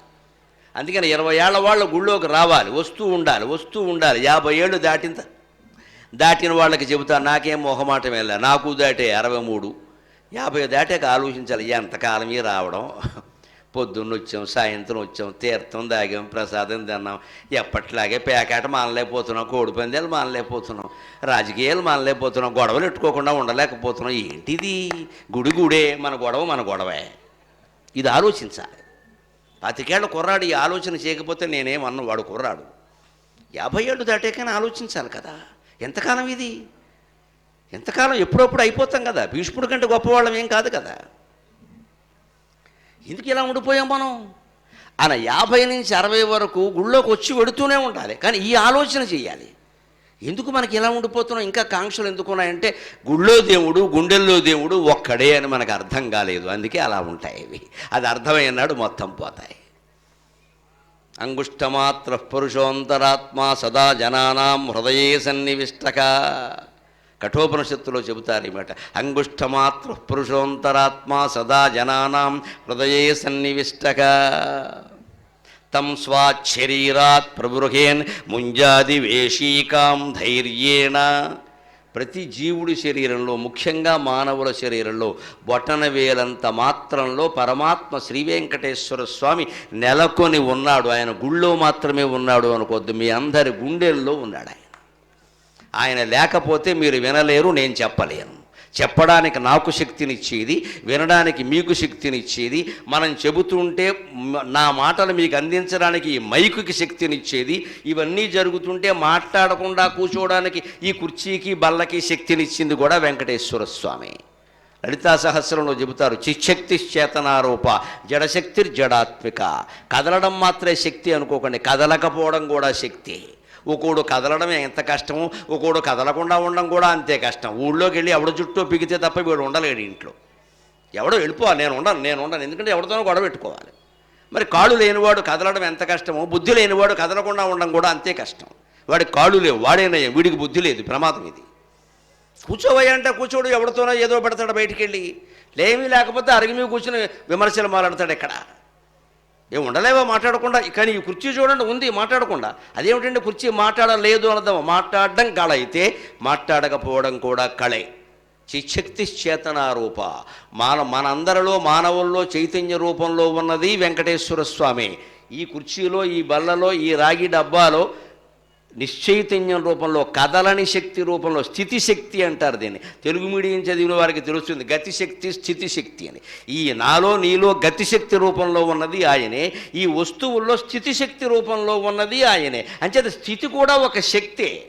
కదలడమే గొప్ప అనుకోద్దు, కదలకపోవడము గొప్పే. మాట్లాడమే గొప్ప కాదు, మాట్లాడకుండా ఉండడం కూడా గొప్పే. ఈరోజు 2 గంటలు ఎక్కడొక్కడ మాట్లాడకపోతే నాకు కుదిరే పని కాదు. కానీ నేను నిత్యం తపన పడేది ఏమిటి అంటే, మీకు తెలియదు, నా ఇళ్ళకి తెలుసు నేను ఎంత పడతాను. ఇంటి దగ్గర ఉంటే మౌనంగా ఉంటే బాగుండు, ఎవడో పలకరించకుండా ఉంటే బాగుండు, మనస్సులో కూడా ఈ ఆలోచన రాకుండా ఉంటే బాగుండు అని ఈ జీవుడు ఎప్పుడు ఏడుస్తూనే ఉంటాడమ్మా. మాట్లాడే అవకాశాలు నాకు చాలా ఎక్కువ, మాట్లాడకుండా ఉండే అవకాశాలే నాకు తక్కువ. నేను దానికోసం చూస్తాను. నేను మాట్లాడావు, నాలుక ఎరిగిపోయింది, మైకులు ఎరిగిపోయింది, ఏమిటి మౌనం అనేది లేదా? ఆ మౌనంలో వెళ్ళిపోవాలి రమణ మహర్షిలాగా. అప్పుడు మనకి జీవితం అర్థమవుతుంది బాగా. దానికే అభ్యాసం చేయాలి. అందుకే మరణ సమయంలో భీష్ముడు ఎవరిని తలుచుకున్నాడు అంటే, దేవాలయంలో ఏ మూర్తి వెంకటేశ్వర స్వామి రూపంలో మనకు కనపడుతోందో, అక్కడ ఏ శ్రీకృష్ణస్వామి వేణుమాధవుడై మనకు దర్శనమిస్తూ ఉన్నాడో, ఏ మాధవుడు శ్రీరాముడై రాజ్య పరిపాలన చేశాడో, సీతామనోభిరాముడై వెలసిల్లాడో, ఆ 3 అవతారాలకి మూలమైన వాడు, ఆ కాలంలో తన ఎదురుగా ఉన్నవాడు, తనకు అత్యంత ఆకర్షణీయమైన మూర్తి శ్రీకృష్ణస్వామిని తలుచుకున్నాడు ఆయన. హయ్యరింకాముఖ ధూళి ధూసర పరిన్యస్తాలకో పేతమై. ఆ పద్యంలో పోతన గారు ఎంత బాగా వర్ణిస్తున్నాడో చూడండి. శ్రీకృష్ణుడు రథం దోలుతున్నట్ట. హయరింకాముక ధూళి ధూసర పరిణ్యస్తాలకోపేతమై గుర్రాలు పరిగెడుతున్నాయట అతివేగంగా. శ్రీకృష్ణుడు ఇలా అని తోలుతున్నట్ట. గుర్రాలు అతివేగంగా పరిగెడుతున్నాడు. మామూలు సారథి తోలితేనే పరిగెడితే పరమాత్మ సారథ్యం వహించాడు. ఆ గుర్రాలు ఎంత అదృష్టం చేసుకున్నాయో. అలా తోలుతూ ఉంటే, అలా రథాలు పెడుతుంటే గుర్రాలు పరిగెడుతుంటే దుమ్ము రేగుతుందట. పైకి రేగుతుంది కదా మరి రణరంగంలో. ఆ దుమ్ము శ్రీకృష్ణుడి నుదుటి మీద పడిందట. పోతన గారి వర్ణన చూడండి. ధూళి ధూసర పరిణ్యస్త అలక ఉపేతమై.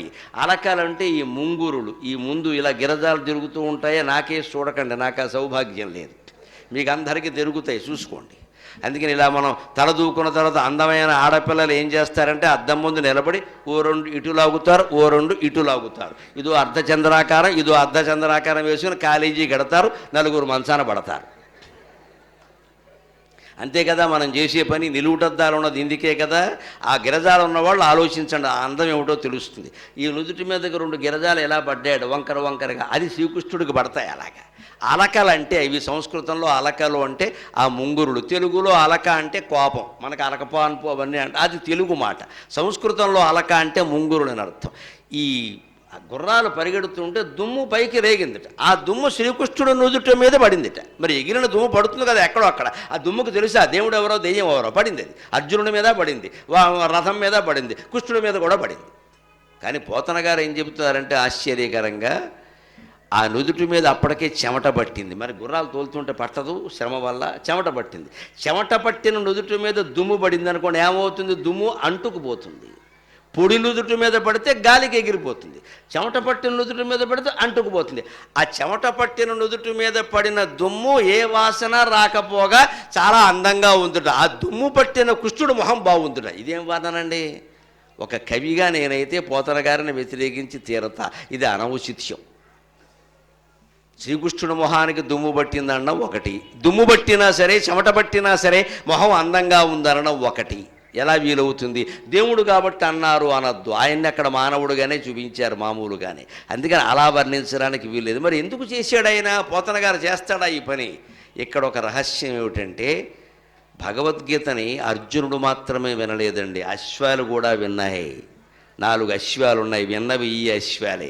ఈ అశ్వాలని పగ్గాలు పట్టుకుని శ్రీకృష్ణుడు ప్రగ్రహో నిగ్రహో వ్యగ్రహనైక శృంగో గదాగ్రజక అని ప్రగ్రహం పట్టుకుని నిగ్రహంతో వ్యగ్రంగా రథాలను తోలుతున్నాడో ఆ పగ్గాలు పట్టుకుని లాగుతూ ఉంటే ఏ గుర్రాలు ఉన్నాయో ఆ గుర్రాలే కదా భగవద్గీత 18 అధ్యాయాలు విన్నవి.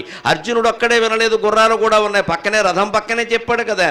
గుర్రాలు వింటాయా అండి అనద్దు. గుర్రాలకి దేవుడు భాష అర్థమవుతుందా అనద్దు. మన భాష అర్థం కాదమ్మా, దేవుడు భాష అందరికీ అర్థమవుతుంది.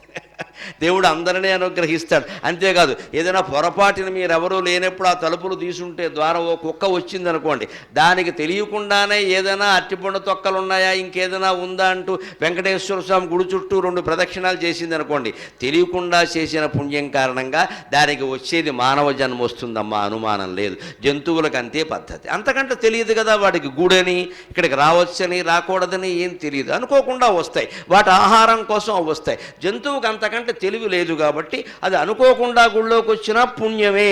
మనం అలాగా అనుకోకుండా గుళ్ళోకి అనకూడదు, మనం అనుకునే రావాలి. అనుకోవడం అంటే ఏదో కోరికలు అనుకోవడం కాదు. స్వామి దర్శనించాలి, స్వామి దర్శనించాలి, ఇంకేం వద్దు అని అనుకునే రావాలి. ఉదయము రావాలి, సాయంత్రము రావాలి. ప్రతి ఊళ్ళో ఉన్నవాళ్ళు ఆ గుళ్ళోకి వచ్చి 10 రూపాయల దక్షిణ వేయండమ్మా, ఎక్కువ నేను అడగట్లేదు, 10 రూపాయల దక్షిణ వేయండి. ఎవ్వరూ పొలాలు స్థలాలు ఇచ్చి పోషించవలసిన అవసరం లేకుండా ఏవీ నగరం ప్రజలందరూ ఇక్కడికి వచ్చి 10 రూపాయల దక్షిణ వేస్తే ఈ దేవస్థానం చిరకాలం వృద్ధి చెందుతుంది, స్థిరకాలం బ్రహ్మాండంగా. మనకు అందరికీ ఒక అజ్ఞానం మోజు ఏమిటంటే ప్రతి దాంట్లో హీరో హీరో హీరో హీరో అన్నట్టే దేవుళ్ళలో కూడా హీరో ఎవరు, మళ్ళీ వెంకటేశ్వర స్వామి విగ్రహాల్లో హీరో ఎవరు? హీరో అంటే తిరుపతి దేవుడు. మనకి ఆ తిరుపతి దేవుడే కదా ఎక్కడున్నవాడు ఈయన. తిరుపతిలో ఒక విష్ణువు, తిమ్మాపురంలో ఒక విష్ణువు ఉంటారా? ఎక్కడ ఉన్నా ఒక విష్ణువే కదా. ఇక్కడ ఉన్నాడు కదా దేవుడు. మనం ఏమనుకుంటాం, నేను మొక్కుకున్నా నెలకోసారి వెళ్ళిపోతాడు ఇక్కడ. అందుకని అశ్వాలకి భగవంతుడు భాష అర్థమవుతుంది. ఇక్కడ కుక్క వచ్చినా సరే అనుకోకుండా దానికి ఏదో ఉత్తమ జన్మ ఇచ్చినట్టే గుర్రాలకు కూడా ఆయన భాష అర్థమవుతుంది. భగవద్గీత తాత్పర్యం అంతా ఏమిటండి? కర్మణ్య 2వ అధ్యాయంలో ఉంటుంది. కర్మణ్యేవాధికారస్తే మా ఫలేషు కదాచన మా కర్మఫల హేతుర్భూర్ మాతే సంగోస్త్వ కర్మణి. ఇది సారాంశం. సాంఖ్యయోగంలోనే చెబుతాడు పరమాత్మ. కర్మణ్యేవ అధికారస్తే, నీ పని ఏదో నువ్వు చేయి. ఎందుకు వచ్చిన గొడవ? నీ పని, నీకు అప్పగించిన పని ఏదో నువ్వు చేయవయ్యా. బళ్ళు పాఠం చెప్పమన్నారు, చెప్పి ఆ పని అయిపోయింది, వచ్చేయి. చెప్తే మాత్రం వాళ్ళకి వస్తుందా? వాడికి శ్రద్ధ లేనిదే వస్తుందా? నేనే ఎందుకు చెప్పాలి ఎంతమంది ఉండగా? అంటే మరి నువ్వు జీతం తీసుకోవట్లేదా? నీ పని నువ్వు చెయ్యి. ఏదైనా చిన్న పని చేయాల్సి వచ్చినా మనం ఏం ఆలోచిస్తూ ఉంటే మనం ఒక్కళ్ళమే చేయాలా, ఇంకెవరు లేరా, దీనివల్ల మనకి ఫలితం ఏమిటి, ఇన్ని ఆలోచించాలా నీ పని నువ్వు చేయడానికి. కర్మణ్యేవాధికారస్తే, డూ యువర్ డ్యూటీ, నీ పని నువ్వు చేయి, నీ బాధ్యత అంతే. అధికారం అంటే ఇప్పుడన్నట్టుగా పవర్ కాదండి. సంస్కృతంలో అధికారం అంటే బాధ్యత, రెస్పాన్సిబిలిటీ. మా ఫలేషు కదాచన, ఫలితం గురించి ఆలోచించవద్దు అన్నాడు. ఎందుకన్నాడు? పని చేయమంటున్నారు, ఫలితం ఆశించద్దంటే కొంతమంది వామపక్షవాదులు విపరీతార్థాలు చెప్పారు భగవద్గీతకి. ఫలితం ఆశించి పని చేయవద్దు అంటున్నాడంటే భగవద్గీత ఉద్యోగం చేయి జీతం అడగద్దని చెబుతుంది. అలా ఎవరు చెప్పరండి. ఉద్యోగం చేశాక జీతం ఇరా, కానీ జీతం మీద దృష్టి పెట్టి పని చెయ్యకు. కృష్ణుడు మాట అది. పని చెయ్యి, జీతం మీద దృష్టి పెట్టి పని చేయకు. రాజకీయాల్లో కూడా హాయిగా సేవ చేయాలని రాజకీయ రంగంలోకి వస్తున్నారు కదా. నాకు బోల్డ్ వ్యాపారాలు ఉన్నాయి, నాకేమి తీసుకోవాల్సిన అవసరమేం లేదు, ఇక్కడ మా అబ్బాయిలకు కూడా ఏం లేదు, గ్రామానికి ఏదో చేద్దామని అంటాడు కదా. అదే దృష్టితో చెయ్యి. 10 ఏళ్ళైనా చెయ్యి, 20 ఏళ్ళైనా చెయ్యి, ప్రాణం పోయినా చెయ్యి. అంతేగాని 5 ఏళ్ళ ఇంతకాలం చేసాం ఏమిచ్చారు, ఈ కాలువపద్దు ఇక్కడ ఏమిచ్చారని చేస్తున్నావు? ఏం మాట చెప్పావు వేదికెక్కినప్పుడు? నాకేం అక్కర్లేదు గ్రామానికి సేవ చేయడం అన్నావు కదా, చెయ్యి. మరి ఇప్పుడు ఎందుకు ఆశిస్తున్నావు పదవే? అక్కడి నుంచి పదవి ఇవ్వలేదు కాబట్టి పార్టీ మార్చేయి. ఎందుకంటే ముందే అగ్రిమెంట్ ఏమిస్తారో అక్కడ కూడా ఏమి ఇవ్వకపోతే మళ్ళీ మార్చేయి. ఏమిటిది? అర్థం లేనిది. రాజకీయాలు సహా సమస్తం చెడడానికి ఒకటే కారణం, ఇష్టానికి ధర్మానికి మధ్యలో ఘర్షణ. అదే సమస్య. నువ్వు సేవ చేయడం కోసం వచ్చానని చెప్పు, సేవ చేయి. ఫలితం ఆశిస్తావేంటి? భగవద్గీత అర్థమైందా? కర్మణ్యేవాధికారస్తే మా ఫలేషు కదాచ. లేదు, నీకు ఉద్దేశం లేదు, రాకు. ఎవడు రమ్మన్నాడు నిన్ను? నీ పని ఏదో నువ్వు చేసుకో, నీ వ్యాపారం నువ్వు చేసుకో. సేవ చేస్తానని చెబుతావు, ఫలితం ఆశిస్తావు. సేవ చేసేవాడు ఫలితం ఆశించద్దు. ఉద్యోగ బాధ్యతలు వేరు, సేవలు వేరు. అందుకని పని చేయి, ఫలితం మీద దృష్టి పెట్టకు. దాని వచ్చేది వస్తుంది, దానికేముందండి. మన పని మనం చేస్తున్నామమ్మా. ఇవాళ గరికిపాటి నరసింహరావు అని కూడా నిష్కర్షగా నిక్కచ్చిగా సత్యం ధర్మం గురించి మాట్లాడడం ఇవాళ వచ్చిందా?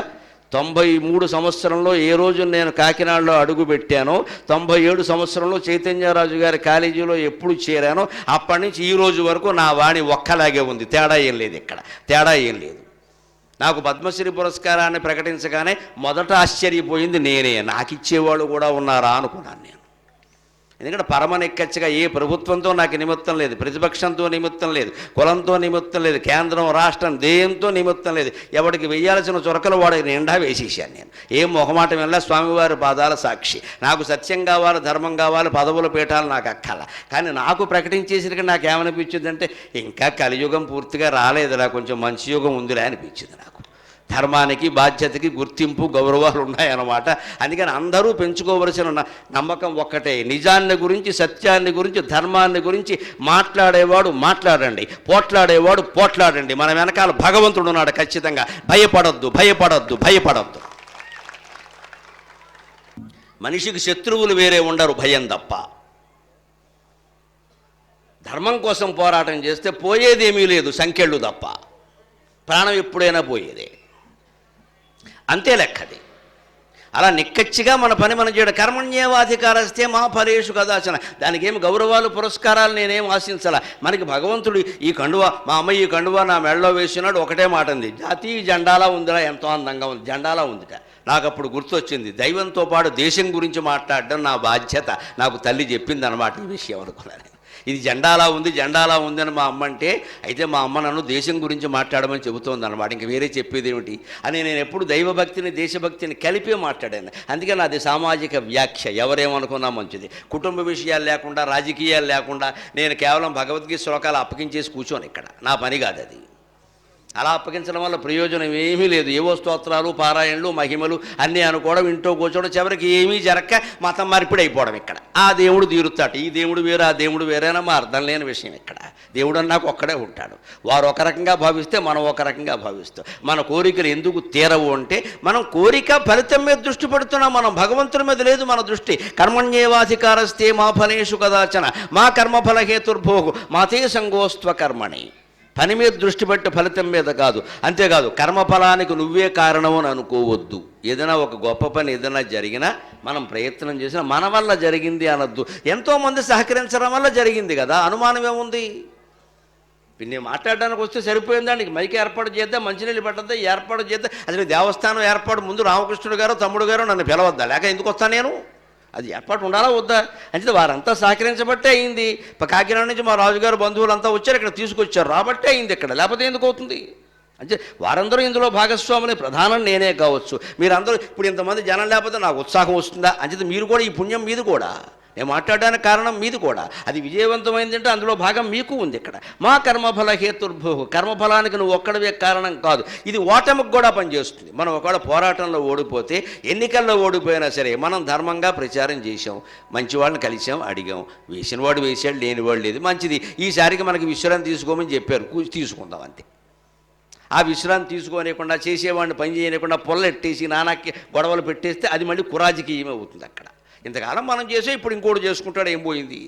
ఇదే మా కర్మఫల హేతుర్భోగు మాతే సంగోస్త్వ కర్మణి. సాధారణంగా ఈ మాటలు వినగానే పని చేయమంటున్నారు, ఫలితం మీద దృష్టి పెట్టద్దు అంటున్నారు. ఒకవేళ ఆ ఫలితం వచ్చినా కూడా అది నీ ఒక్కడిదేని భావించొద్దు అంటున్నారు. అందుకోసమే ఎందుకు చేయడం, పని లేక మొత్తమే మానేద్దామంటే చాలా తప్పు. పని మానేయకూడదు. మాతే సంగోస్తు అకర్మణి, ఎప్పుడూ పని మానేయద్దు, పని చేస్తూనే ఉండాలి, లేకపోతే ఈ ప్రపంచమే నడవదు. ఈ మాట గుర్రాలకు కూడా తట్టిందండి. అర్థమైంది కదా, ఓ భగవంతుడు మనకి నిర్దేశించిన కర్తవ్యం ఏమిటి?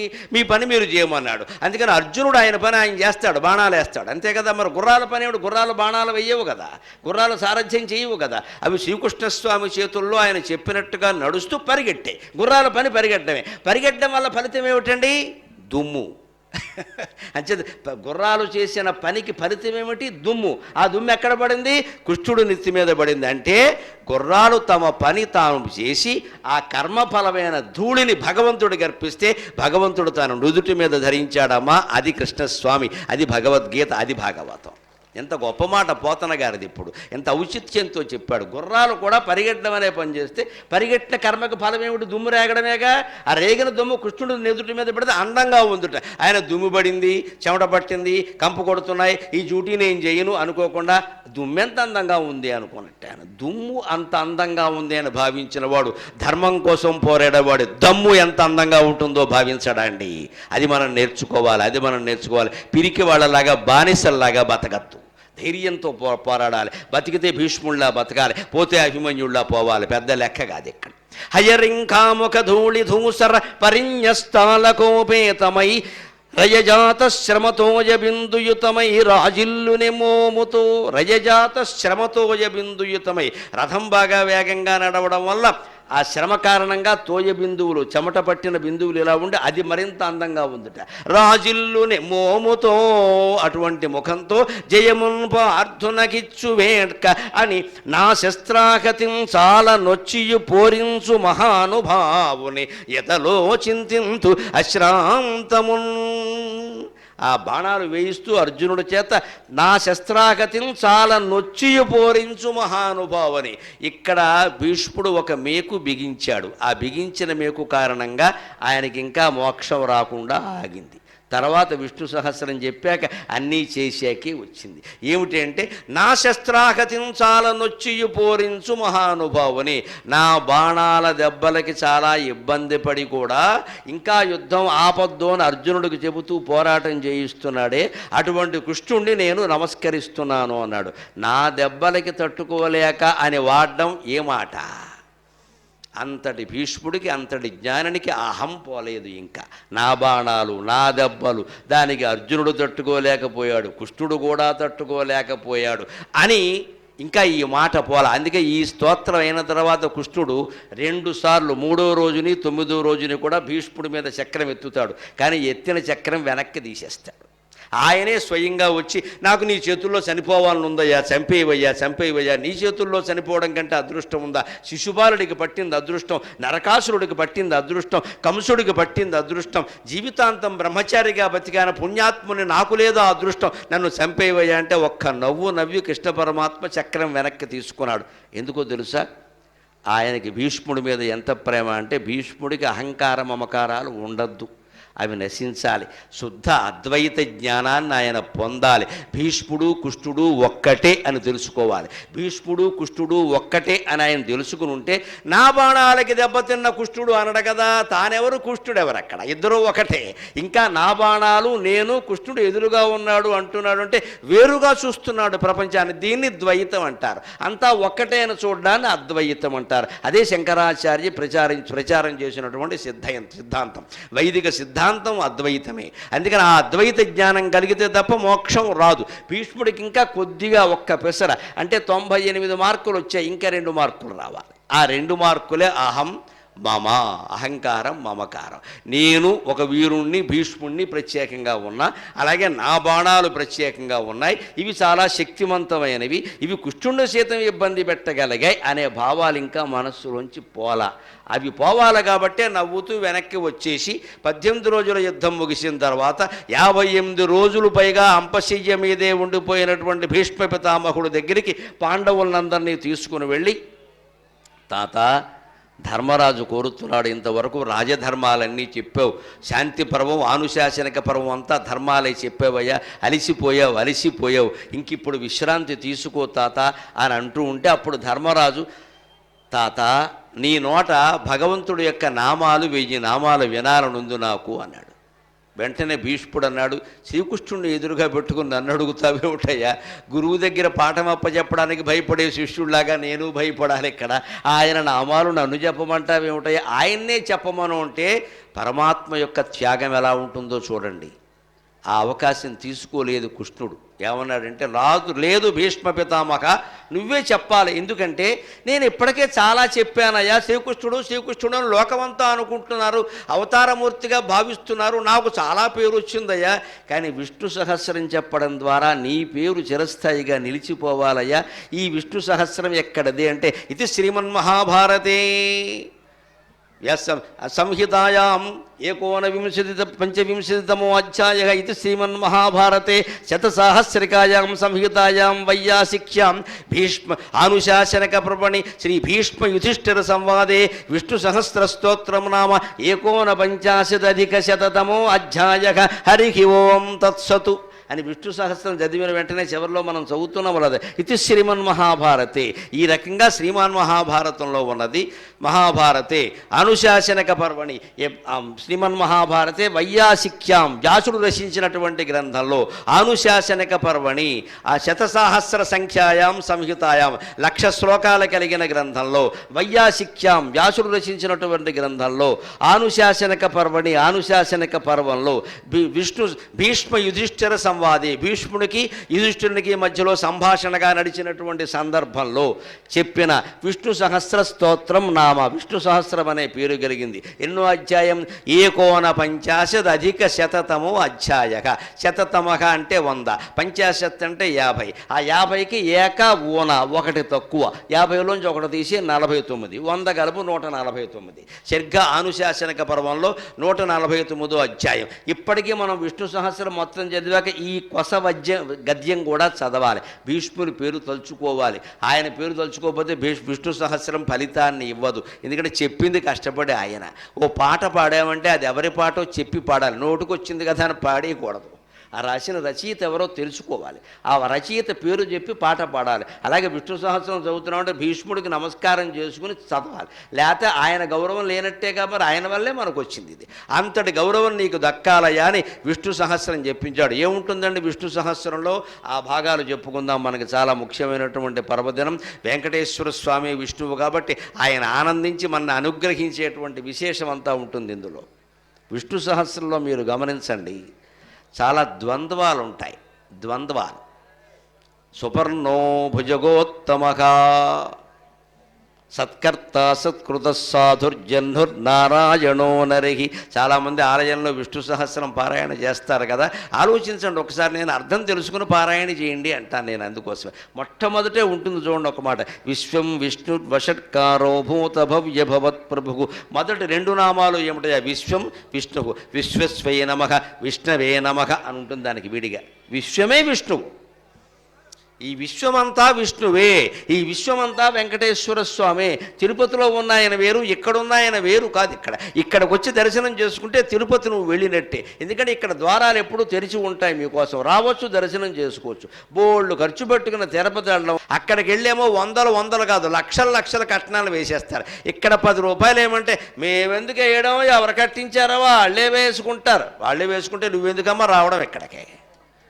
ఎవరు వేయకపోతే గుడేలాగా ఎవరు కట్టించారో వాళ్ళు వేసుకుంటారా? ఏటు వేసుకునే దండలు ఇక్కడ మేళం మనం వెయ్యాలి, మన గుండె మనం కాపాడుకోవాలి. వారంటే ఔదార్యం ఉండి కట్టించారు, మనం పోషించుకోవద్దా?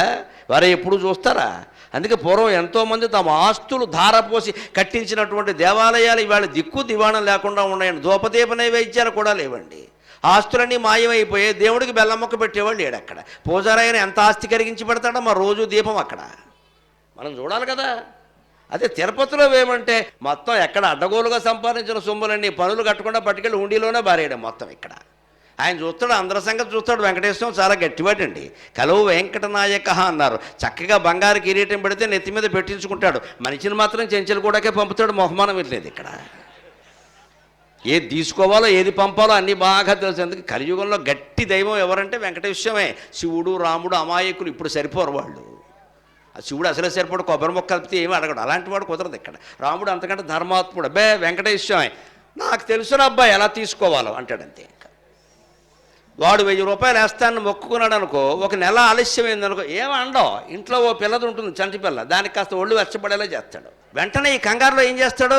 తల్లి అంటుంది భార్య, ఇగో నేను వేద్దామంటే వద్దన్నావు, టికెట్ బుక్ చేయలేదు, దేవుడు చేశాడు. అప్పుడు ఈ కంగారులో వీడియం చేస్తే 10,000 వేస్తానంట. అదే వడ్డీ కసులు వాడు అంటే అదే లెక్క. మరి 1000కి 10,000 వసూలు చేసేవాడు. ఎంత దారుణమైన వడ్డీ వ్యాపారం కూడా ఈ పని చేయడు.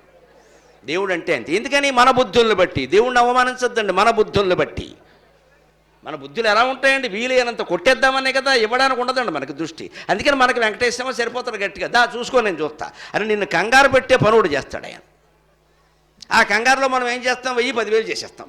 నాయన మా జోలికి రాక నీకు 10,000 వేస్తాం. మరే మొన్న వస్తానని చెప్పావు కదా అంటాడు ఆయన. ఎక్కడైనా అదే మహిమ ఉంటుంది వెంకటేశ్వర స్వామికి. ఎవ్వరు ఆభరణాలు పెట్టిన, ఎవ్వరు డబ్బులు వేని, శుభ్రంగా గుటకాయ స్వాహ గుటకాయ ఏదన్నామా, ఇంకా పానకాల నరసింహోత్సవం మంగళగిరిలో సగం బయటకు వదులుతాడు, ఈయన మొత్తం లాగేస్తాడు. నిలువు దోపిడి, వడ్డీ కాసులు వాడు, ఆయన పేర్లే ఇవి, నిలువు దోపిడి మొత్తం లాగేస్తాడు. ఎందుకు చేస్తాడు ఇలాగా అంటే, కలియుగంలో అక్రమ సంపాదన పరులే ఎక్కువ ఉంటారు.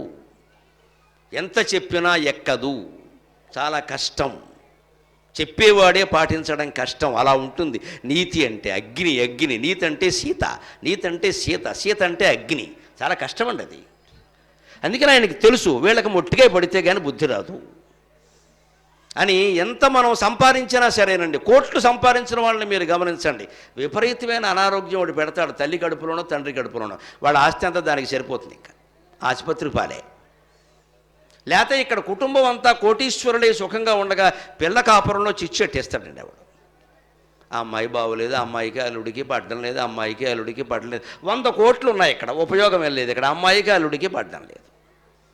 పెళ్లి చేసి 2 ఏళ్ళు కూడా కాలేదు.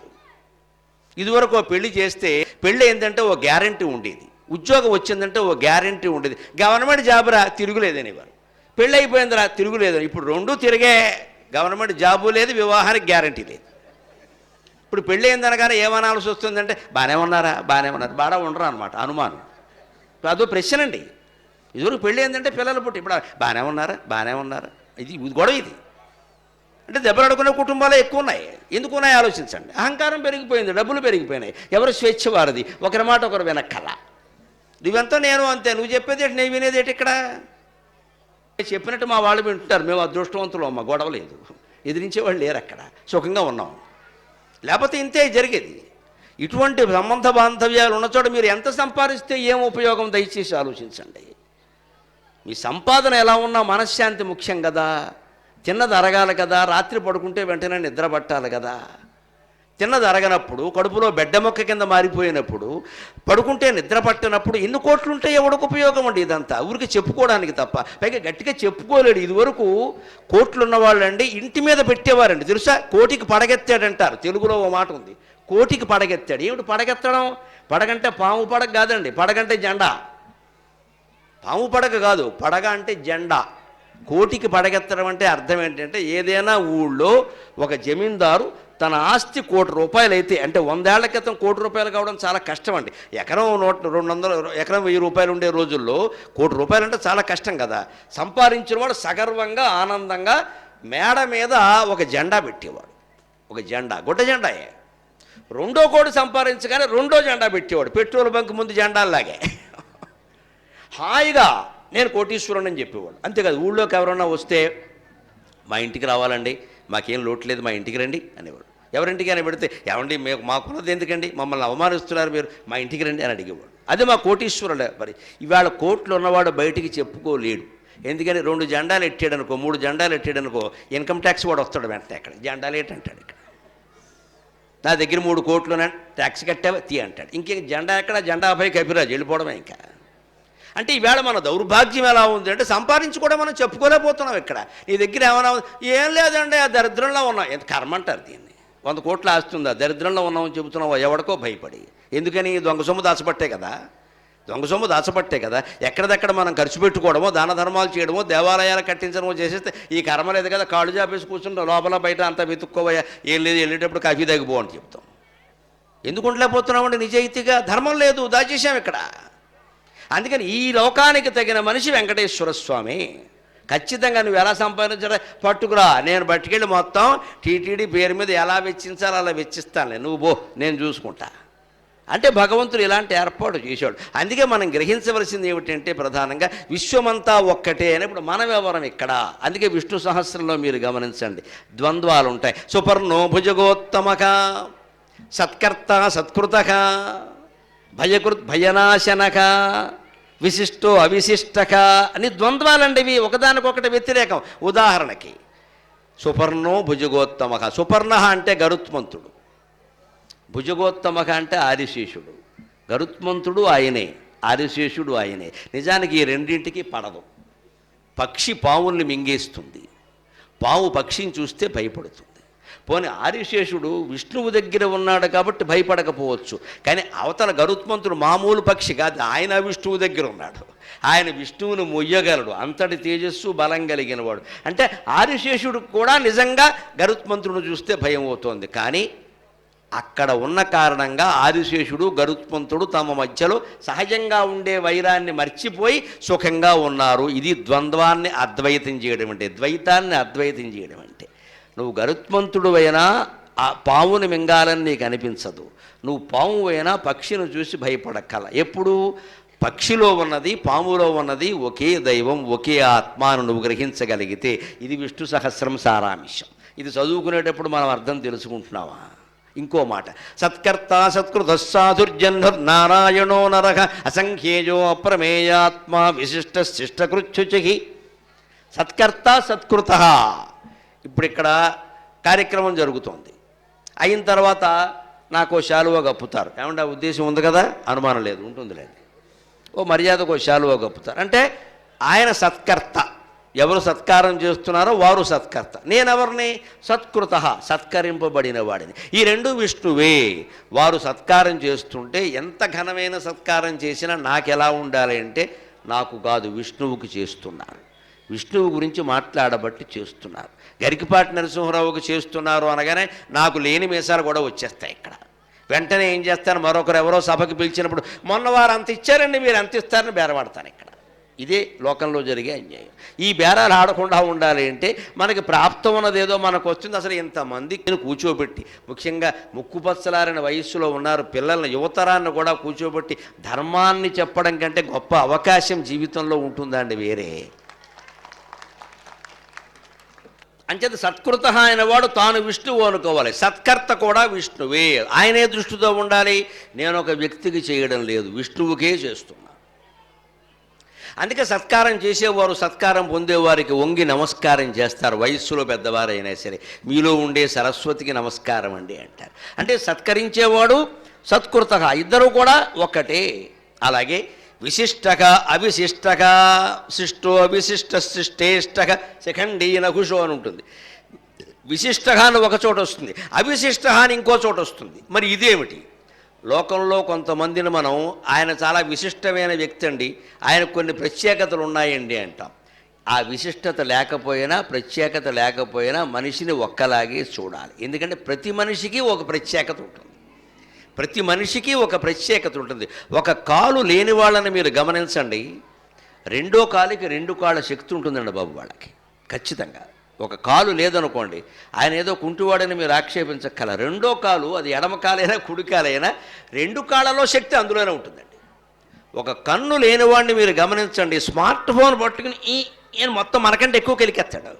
ఒక కన్ను లేదు, ఒక్క కన్నుకి అంత శక్తి వచ్చేసింది. మాట్లాడే శక్తి లేనివాడు ఎక్కువగా వింటాడు, వినే శక్తి లేనివాడు ఎక్కువగా మాట్లాడతాడు లేదా గ్రంథాలు చదువుతాడు. అంటే మనిషికి భగవంతుడు ఒక లోపం ఇస్తే ఇంకో గుణాన్ని ఇస్తాడు. అంటే అది విశిష్టక అవిశిష్టక రెండూ ఆయనే. అలాగే భయకృత్ భయనాశనక, మనం చాలామందికి వేళ కలుగుతున్నది భయం. అనేక రకాల జీవితం అంతా భయంకరంగానే తయారైంది. స్వయం శక్తి మీద నమ్మకం లేనివాడు ఈ గ్రహస్థితి మీద ఆధారపడిపోతాడు బాగా. నేను వాటిని అందుకే తరచు ఖండిస్తూ ఉంటా, ఎందుకంటే ఆత్మవిశ్వాసం లేకపోతే మనం చేసేది ఏమీ లేదండి. ఇక్కడ భయకృత్ భయనాశనక, భయం కలిగించే ఏ పదార్థం ఉందో దాన్నే కాస్త సూక్ష్మంగా నువ్వు ఆలోచిస్తే భయనాశనక, అది విష్ణు సహస్రంలో మాట. ఇది అద్వైతం. ఎందుకు చెబుతున్నానో తెలుసా? ఈ మాట వేదంలో ఉంటుంది, ఈ మాట సారాంశం. సో అభిభేత్ తస్మాదేకాకీ బిభేతి, సో అభిభేత్ తస్మాదేకాకీ బిభేతి, యన్మదం సహాయమీక్షాం చక్రే యన్మదన్యన్నాస్తి కస్మాన్ను బిభేమీతి. వ్యక్తికి భయం కలిగిందిట. ఎవరా వ్యక్తి తెలుసా? మనం కాదు, బ్రహ్మదేవుడు.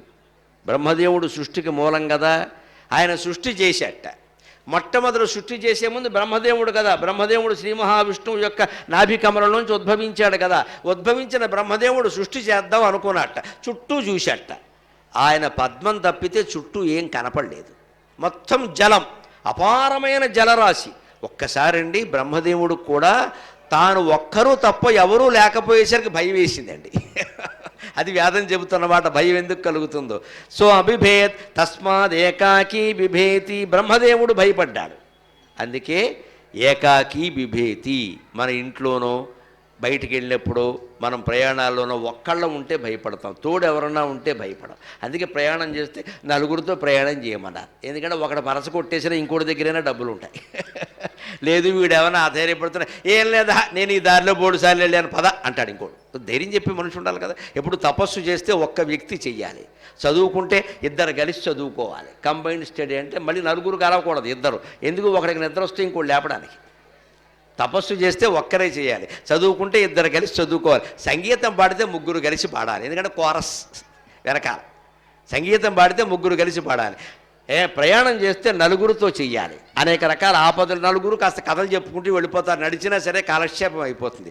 వ్యవసాయం చేస్తే 5గురు ఉండాలి కనీసం. ఒకళ్ళు కొయ్యాలి, ఒకళ్ళు కట్టకట్టాలి, ఒకళ్ళు మోపెత్తాలి, ఒకళ్ళు చేలో ఉండాలి, ఒకళ్ళేమో ట్రాక్టర్ వాడిని పిలవాలి. ఇలా 5గురు ఉండాలి. ఇక్కడ తపస్సు చేస్తే ఒక్కరే చేయాలి, చదువుకుంటే ఇద్దరు కలిసి చదువుకోవాలి, సంగీతం పాడితే ముగ్గురు కలిసి ఉండాలి, ప్రయాణం చేస్తే నలుగురితో చేయాలి, వ్యవసాయం చేస్తే 5గురితో చెయ్యాలి, ధర్మం కోసం ఉద్యమం చేస్తే 1000 మందితో కలిసి చెయ్యాలి, 1000 మందితో కలిసి చెయ్యాలి.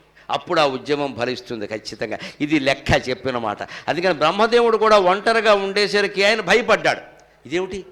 చుట్టూ చూశాడు, కింద ఉన్న విష్ణుమూర్తి ఆయన కనపట్ల, మరి కింద ఉన్నాడు కదా, నేను ఒక్కడే ఉన్నాను అనుకుంటున్నాడు. అసలు ఎవరో ఉండకపోతే నేను ఎలా వస్తాననే ఆలోచన రాలేదు ఆయనకి. నేను ఒక్కడే చుట్టూ జలం ఉంది, చుట్టూ జలం, పడిపోతానేమో ఇదేమిటి? సో అభిభేత్ తస్మాత్ ఏకాకీ బిభేతి, ఎవరు లేరు, నేను ఒక్కడే అని భయపడ్డాడు. వెంటనే ఏం చేశాడండి? సహాయమీక్షాం చక్రే, ఆయన పూర్తిగా చుట్టూ చూసేట్టు. ఇలాగా 4 తలలు ఉన్నాయిగా, నాకు మళ్ళీ తల తెప్పక్కల 4 తలలు ఉన్నాయి కదా, ఇలా మొత్తం చూశాడు, ఎవ్వరూ కనపడలా. అప్పుడు వెంటనే ఇంకో ఆలోచన చేసేట, ఆలోచన మార్చుకున్నాడు. మనం భయపడినప్పుడు ఆలోచన మార్చుకుంటే భయం పోతుంది. అది ఉపనిషత్తు చెబుతోంది, వేదం చెబుతోంది. వెంటనే ఆలోచన ఇంకోలా ఆలోచించట. యన్మదన్యన్నాస్తి కస్మాన్ను బిభేమి. ఎవరూ లేరు కదా, నాకు తెలుస్తోంది కదా, ఎవరూ లేనప్పుడు ఎవడికి భయపడుతున్నాం, ఎవడైనా ఉంటే కదా భయపడాల్సింది అని ఆలోచించట. దీన్నే అట్టు తిరగేయడం అంటారు. అందుకని అట్టు తిరగేయడం అంటారు. ఆలోచన కూడా తిరగేయాలి. బ్రహ్మదేవుడు ఆలోచన తిరగేసేట. నిజమే, నేను భయపడుతున్నా, నాకు భయం వేస్తోంది, కానీ ఎవరైనా ఉంటే వాడేదన్నా నన్ను చేస్తాడేమో అని భయపడాలి, కానీ ఎవరూ లేనప్పుడు భయపడ్డం ఎందుకు అని ఆలోచించట. వెంటనే ఆయన భయాన్ని వదిలేసేట. అంటే ఉన్నదంతా ఒక్కటే, ఏకమేవా అద్వితీయం బ్రహ్మ, అద్వైతమే సిద్ధాంతం, అంతా ఒక్కటే, అదే విష్ణువు, విశ్వమంతా విష్ణువే అని మనం భావిస్తే భయపడవలసిన అవసరం లేదు. ప్రహ్లాదుణ్ణి హిరణ్యకశ్యపుడు ఎన్ని యాతనలు పెట్టాడు, పావుల చేత గరిపించాడు, ఏనుగుల చేత తొక్కించాడు, పర్వతాల మించి తోసేయించాడు, స్వయంగా తల్లి చేత విషమిచ్చి తాగింపించాడు. నా భార్యవు నేను చెప్పినట్టు వినాలి, కొడుక్కు విషమియ్యమన్నాడు. ఆ లీలావతీదేవి ఎంత చిత్రహింసబడిందో నిజంగా. భర్తాజ్ఞ కాదనలేదు, అందులో రాజు కొడుక్కి విషం ఇయ్యాలి. నాయనా నిన్ను నారాయణమూర్తి కాపాడాలరా అని విషం ఇచ్చింది.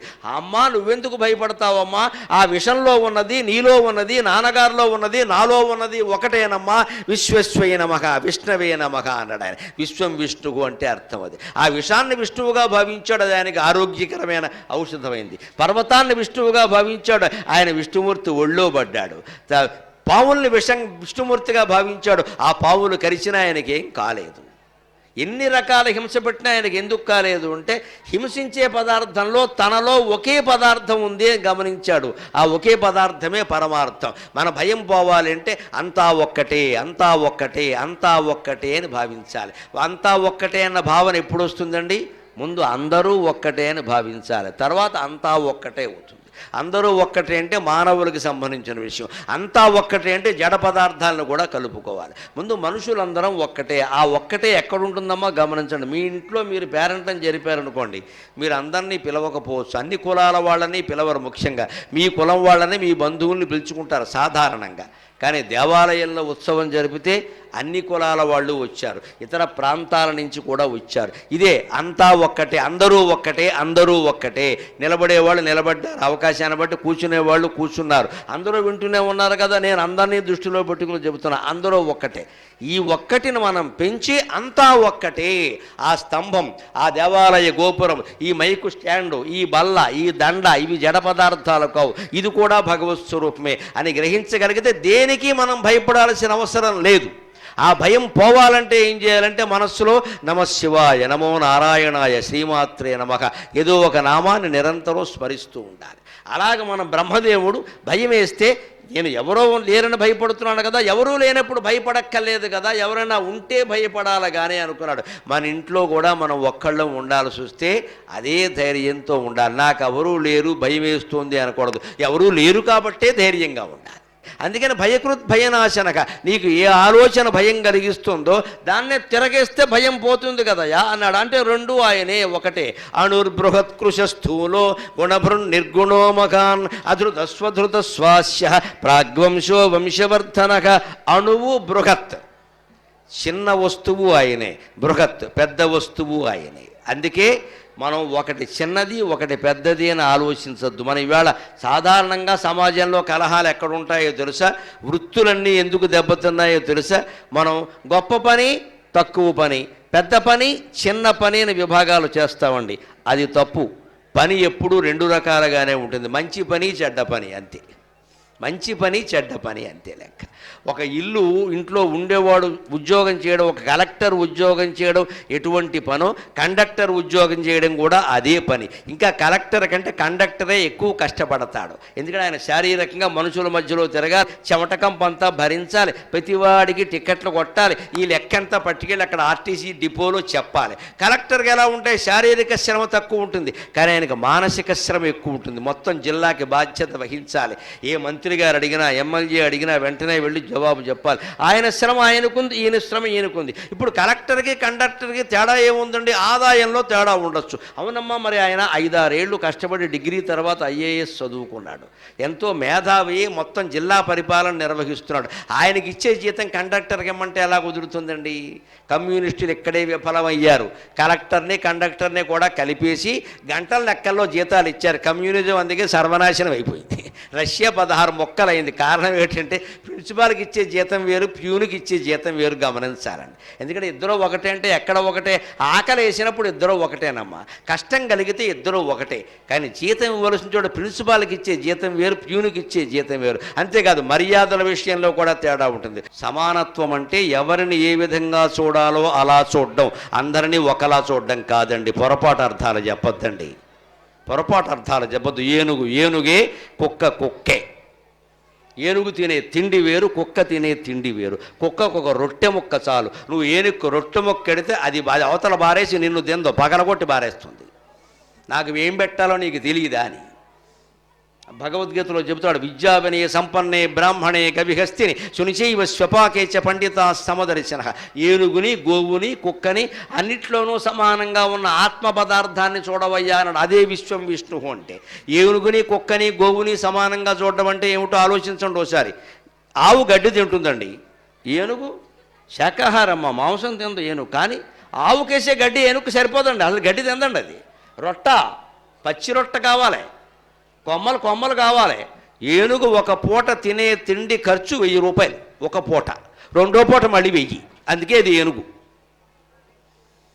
దానికి అంత రొట్ట పెట్టాలి మీరు. ఆవుకు పెట్టినట్టుగా ఇంత గడ్డెడితే ఎలాగా? కుక్క ఏమి తింటుంది? ఒక రొట్టె మొక్క చాలు దానికి, రెండో రొట్టె వేస్తే కడుపు నొప్పి వస్తుంది.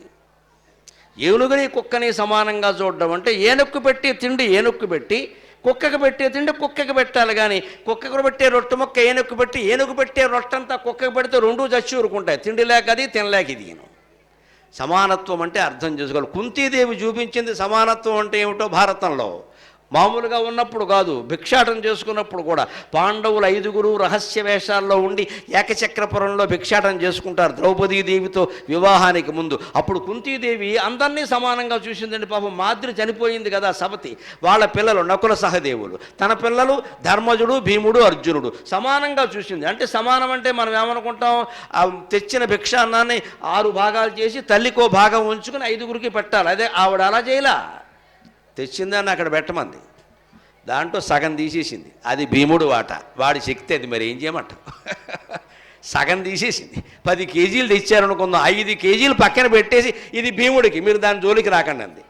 భీముడి మీద ఎక్కువ ప్రేమ ఆవిడకి. కాదమ్మా, భీముడికి ఆ తిండి లేకపోతే భీముడు పనికిమాలిన వాడు అయిపోతాడు. ఇక్కడ బకాసురుణ్ణి చంపాడు, హిడింబాసురుణ్ణి చంపాడు, ఇంత తిండి తినబట్టే చంపాడు.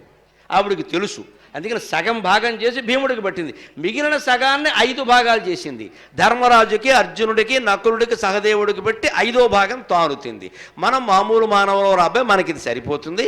మనవాడు కొంచెం గట్టి పెండన్న అయినా వాడికి ఉండాలి. ఎందుకంటే వాడు కష్టపడి పని చేస్తాడు, 4 రాక్షసులను చంపుతున్నాడు, మనల్ని కాపాడుతున్నాడు అని వాడికి ఎక్కువ. ఆయనకి సింహభాగం, భీమభాగం అంటారు, హాఫ్ సగం పెట్టేసింది. మిగిలిన సగాన్ని 4 భాగాలు చేసి తింది. అలాగే ద్రౌపదీదేవి వీళ్ళని పెళ్లి చేసుకున్నాక కూడా భిక్షాటనకే వచ్చింది. చక్రవర్తి కుమార్తె ఉండి కూడా భర్త ఏదుంటే అదే. నువ్వు మా ఇంటికి రా, ఇళ్ళ రకం అల్లుడు ఉంది, కానీ నీకు 2 ఎకరాలు తక్కువ ఉన్నాయి, మాకు 100 ఎకరాల పొలం ఉంది, మా ఇంటికి వచ్చేయి, నేను ఈ దరిద్రపు కొంపలో నేను ఉండలేను అని ద్రౌపదీదేవి మాట్లాడలేదమ్మా. అందుకే ఆవిడ కాపురం 100 ఏళ్ళు సాగింది. మనం పెళ్ళవగానే ఏం చేస్తున్నాం, మొగుడు పెళ్ళాం ఇద్దరు ఆస్తుల కోసం దెబ్బలాడుకుంటున్నారు, అంతస్తుల కోసం దెబ్బలాడుకుంటున్నారు. అంతే. మన కాపురానికి సంక్రాంతి పండుగ కూడా లేదు, ఈ ముందే విడాకులు. ఇంకా ద్రౌపదీదేవి వాళ్ళతో పాటు భిక్షాటం చేసింది. ఇప్పుడు సమానం అంటే మీరు ఆలోచించండి, ఎవరికి పెట్టవలసింది వారికి పెట్టడం సమానంగా, అందరికీ ఒకలా పెట్టడం కాదండి. గుళ్ళో ప్రసాదం అయితే అందరికీ ఒకలా పెడతామమ్మా, ఇంటి దగ్గర తిండి అందరికీ ఒకలా పెట్టరండి. తల్లికి తెలుసు వాడికి బెండకాయ కూర నచ్చదు, వేపుడు అంటే ఇష్టం అని వాడి కోసం వేపుడు చేస్తుంది. కూర ఇష్టమైన వాడు కూర చేస్తుంది, పచ్చడి ఇష్టమైన వంకాయ పచ్చడి చేస్తుంది. తల్లికి ఏమైనా ద్వేషం ఉందా? ఇది సమభావం. ఈ సమభావం గురించి ఇందులో ఏం చెబుతున్నాడు అంటే, ఎవరినైనా ఒక్కలా చూడు, అణుర్ బృహత్, చిన్న పదార్థంలోనూ పెద్ద పదార్థంలోనూ ఉన్నది ఒకటే అయినప్పుడు మీరు ఆలోచించండి. చాకలి పని, మంగలి పని, కమ్మరి పని, కుమ్మరి పని ఇవాళ పల్లెటూళ్ళలో ఎందుకు మానేస్తున్నామండి మనం? దానికి తగిన గౌరవం లేదు. పైగా మనం ఏం మాట్లాడతాం, చాకలోడు అని ఊడు చేరుతాం. చాలా తప్పండి, అలా మాట్లాడడానికి వీలేదు. కనీసం చాకలాయన అనండి, కనీసం ఆయన అనండి, ఓడు వీడు అనద్దమ్మా. ప్రతి వృత్తిని మనం గౌరవించాలి. చాకలి పని, మంగళ పని లేకపోతే మనం బతకగలమా? చాకలి పని లేకపోతే బతకగలమా? కమ్మరం లేకపోతే మన వ్యవసాయాలు నడుస్తాయా? కుమ్మరం లేకపోతే మన ఇంట్లో పాత్రలు వస్తాయా? బట్టలు నేసేవాళ్ళు లేకపోతే మనకి బట్టలు వస్తాయా? వీధులు ఊడ్చేవాళ్ళు లేకపోతే మనం శుభ్రంగా ఉండగలమా? ఈ పని వాళ్ళందరినీ నెత్తి మీద పెట్టుకోక్కర్లేదండి. వాళ్ళని ప్రేమగా పలకరిస్తే చాలు, ఏమయ్యా బాగున్నావా, పొద్దు నుంచి కష్టపడుతున్నావు, అన్నం తిన్నావా అని ఒక్క మాట అడగండి, ఒక్క మాట అడగండి. ఏదో ఓట్లో ఎన్నికలో గుర్తొచ్చినప్పుడు వచ్చి వాళ్ళకి అడ్డం పట్టుకోవడమను, తర్వాత వాళ్ళని వదిలేయడం, లేకపోతే ఏదో పథకం పథకం పథకం అని వాడు కూర్చోబెట్టి నెలకు 5,000 10,000 ఇవ్వడమను, వాడికి చేసే పని కూడా మానేయడమను. ఇలాంటి స్థితులు ఉండకూడదండి పరిపాలనలో, రాజకీయాల్లో. ఎప్పుడు కూడా అన్ని కుల వృత్తుల్ని మనం గౌరవించాలి. అందుకే అణుర్బృహత్, చిన్నది పెద్దది అన్నీ విష్ణువే. ఇంకొక మాట, కృశస్థూలక. ఇవాళ సమాజంలో అనుకోకుండా మన నోట, గ్రామాల్లో పల్లెటూళ్ళలో వచ్చే మాట, కాస్త లావుగా ఉన్నవాడు రోడ్డెమ్మడి ఎడుతున్నాడు అనుకోండి, పోతులా ఉన్నాడో వ్యాఖ్యానం ఇక్కడ. నీకు ఎందుకై నిన్ను ఎవడు అడిగాడు? వాడు పోతులా ఉంటే వాళ్ళ అమ్మా నాన్న వాడిని పోషించుకుంటున్నారు కదా, వాళ్ళ ఆవిడ వాడిని భరిస్తుంది కదా, నీకెందుకు ఆ గొడవ? అబ్బే ఆక్షేపించకపోతే కుదరదు. లేకపోతే ఓ పెళ్లి కూతురు, పెళ్లి కావలసిన అమ్మాయి రోడ్డు పెడుతుంది, నల్లగా ఉంది, దీన్ని ఎవడు చేసుకుంటాడో, నిన్నెవడు వ్యాఖ్యానించమన్నాడు ఇక్కడ. బాడీ షేమింగ్ అంటారు దీన్ని. ఇవాళ పెద్ద సమస్య ఇది, బాడీ షేమింగ్. ఎవరి శరీరం ఎలా ఉన్నా మనం వ్యాఖ్యానాలు చేయకూడదు. అసలు కొంతమందినైతే ఈ దేశంలో పెద్ద జబ్బు ఏమిటంటే పుట్టుకతోనే వ్యాఖ్యానాలు చేస్తారు. వాడికి ఎవరికో ఒక అబ్బాయికి చదువు రాలేదనుకోండి, వాళ్ళ నాన్నంతే వాళ్ళ తాతంతే ఇడికెక్కడ వస్తుంది? ఎందుకంటే ఇంత మాట, వాడి మీద ద్వేషం కాకపోతే, వాళ్ళ నాన్నకి వాడికి లేకపోతే వాడికి రాకూడదా? మనిషిలా కనపడగానే చూడెంతలా ఉందో దీనికి పెళ్ళి అవ్వదు, నీకెందుకు, దానికి తగ్గ బొంత దానికి దొరుకుతాడు, నువ్వు వదిలేరాదా? ఈ బాడీ షేమింగ్ ఇది చేయొద్దని విష్ణు సహస్రం చెబుతోంది మనకి. అణుర్బృహత్ కృశస్థూలో, కృశగా సన్నగా ఉన్నవాడు విష్ణువే, స్థూలగా లావుగా ఉన్నవాడు విష్ణువే. మాట్లాడక, అది విష్ణు సహస్రం అంటే. ఊరికే నామాలు చదువుకుంటూ పోయి నేను రోజు పశ్చాలు చదువుతా, ఎందుకమ్మా? విష్ణువుకు కూడా విసుగు మానై, ఓసారి చదువు చాలు. పొద్దున చదువుతా, సాయంత్రం చదువుతా, ఇదంతా ఓవర్ యాక్షన్ అంటారు దీన్ని. విష్ణువుకు కూడా చెకప్ రాడు. ఆ మధ్యన ఎవరో మొన్న నాకు ఫోన్ చేసి 3-4 ఏళ్ల క్రితం, మేము విష్ణు సహస్ర పారాయణ సంఘం ఉందండి మాకు, మేము 999 సార్లు పారాయణ చేసామండి, 1000సారి పారాయణ చేస్తున్నామండి, దానికి చీఫ్ గెస్ట్గా మీరు రావాలన్నారు. నేను వెంటనే చొరకేయడం నాకు అలవాటు కాబట్టి ఓ మాట అన్నాను, నేను 1000 సార్లు పారాయణ చేస్తే చీఫ్ గెస్ట్గా విష్ణువు రావాలి కదయ్యా, నే రావడం ఏంటి అన్నాను నేను. 1000 సార్లు పారాయణ చేస్తే విష్ణువు రావాలని స్వయంగా ఎందుకు రావాలి? బాగుంటే బాగుందని రావాలి, విసుగొస్తే ఇంక మానేనాయన చచ్చిపోతున్నాను వెళ్ళలేకపోతున్నాను నేను అనేనా రావాలి. నువ్వు 1000 సార్లు పారాయణ చేసినా విష్ణువుని రమ్మనకుండా నన్ను రమ్మంటున్నావు అంటే నీ పారాయణ దండగా చెప్పేసాను మొహమాటం లేకుండా. ఇది మానేయండి. 1000 సార్లు 1,00,000 సార్లు చేయడం, 1000 మంది కూర్చుని చేయడం, స్వామీజీని ముందు ఎవరిని ముందు పెట్టుకున్నా ఏం వచ్చేది ఏం లేదమ్మా ఇక్కడ, ఆయాసం తప్ప. నీ మనస్సు, నీ మనస్సు, నీ మనస్సు, కూర్చున్న వాళ్ళందరి మనస్సు ఆ పారాయణ మీద లేకపోతే, పరమాత్మ పాదాల మీద లేకపోతే ఈ మొత్తం పారాయణ దండగే. మనం ఏం చేస్తుండే, ఏకాదశి నాడు చేసాం, పలానా స్వామీజీని పిలిచాం, అబ్బో ఇన్నిసార్లు చేసాం, ఎంతమంది చేసాం, ఈ చుట్టుపక్కల ఎవడూ చేయాల, ఇది పెద్ద అహంకారం. ఇది చుట్టుపక్కల ఎవరైనా చేస్తే నీకేమైనా ఇబ్బందా?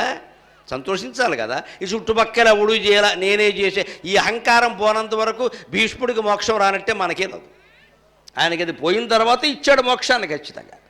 ఇది ముందు పోగొట్టుకోవాలి. ఎన్నిసార్లు పారాయణ చేసావు, ఎంతమందిని కూర్చోబెట్టి చేసావు, ఇది ఏది ముఖ్యమైన విషయం కాదండి. అణుర్బృహత్ కృశస్థూలో గుణభృన్ నిర్గుణో మకాన్. గుణవంతుడై ఉండొచ్చు, నిర్గుణుడై ఉండొచ్చు, దానికి వేదాంత పరంగా అర్థం వేరే.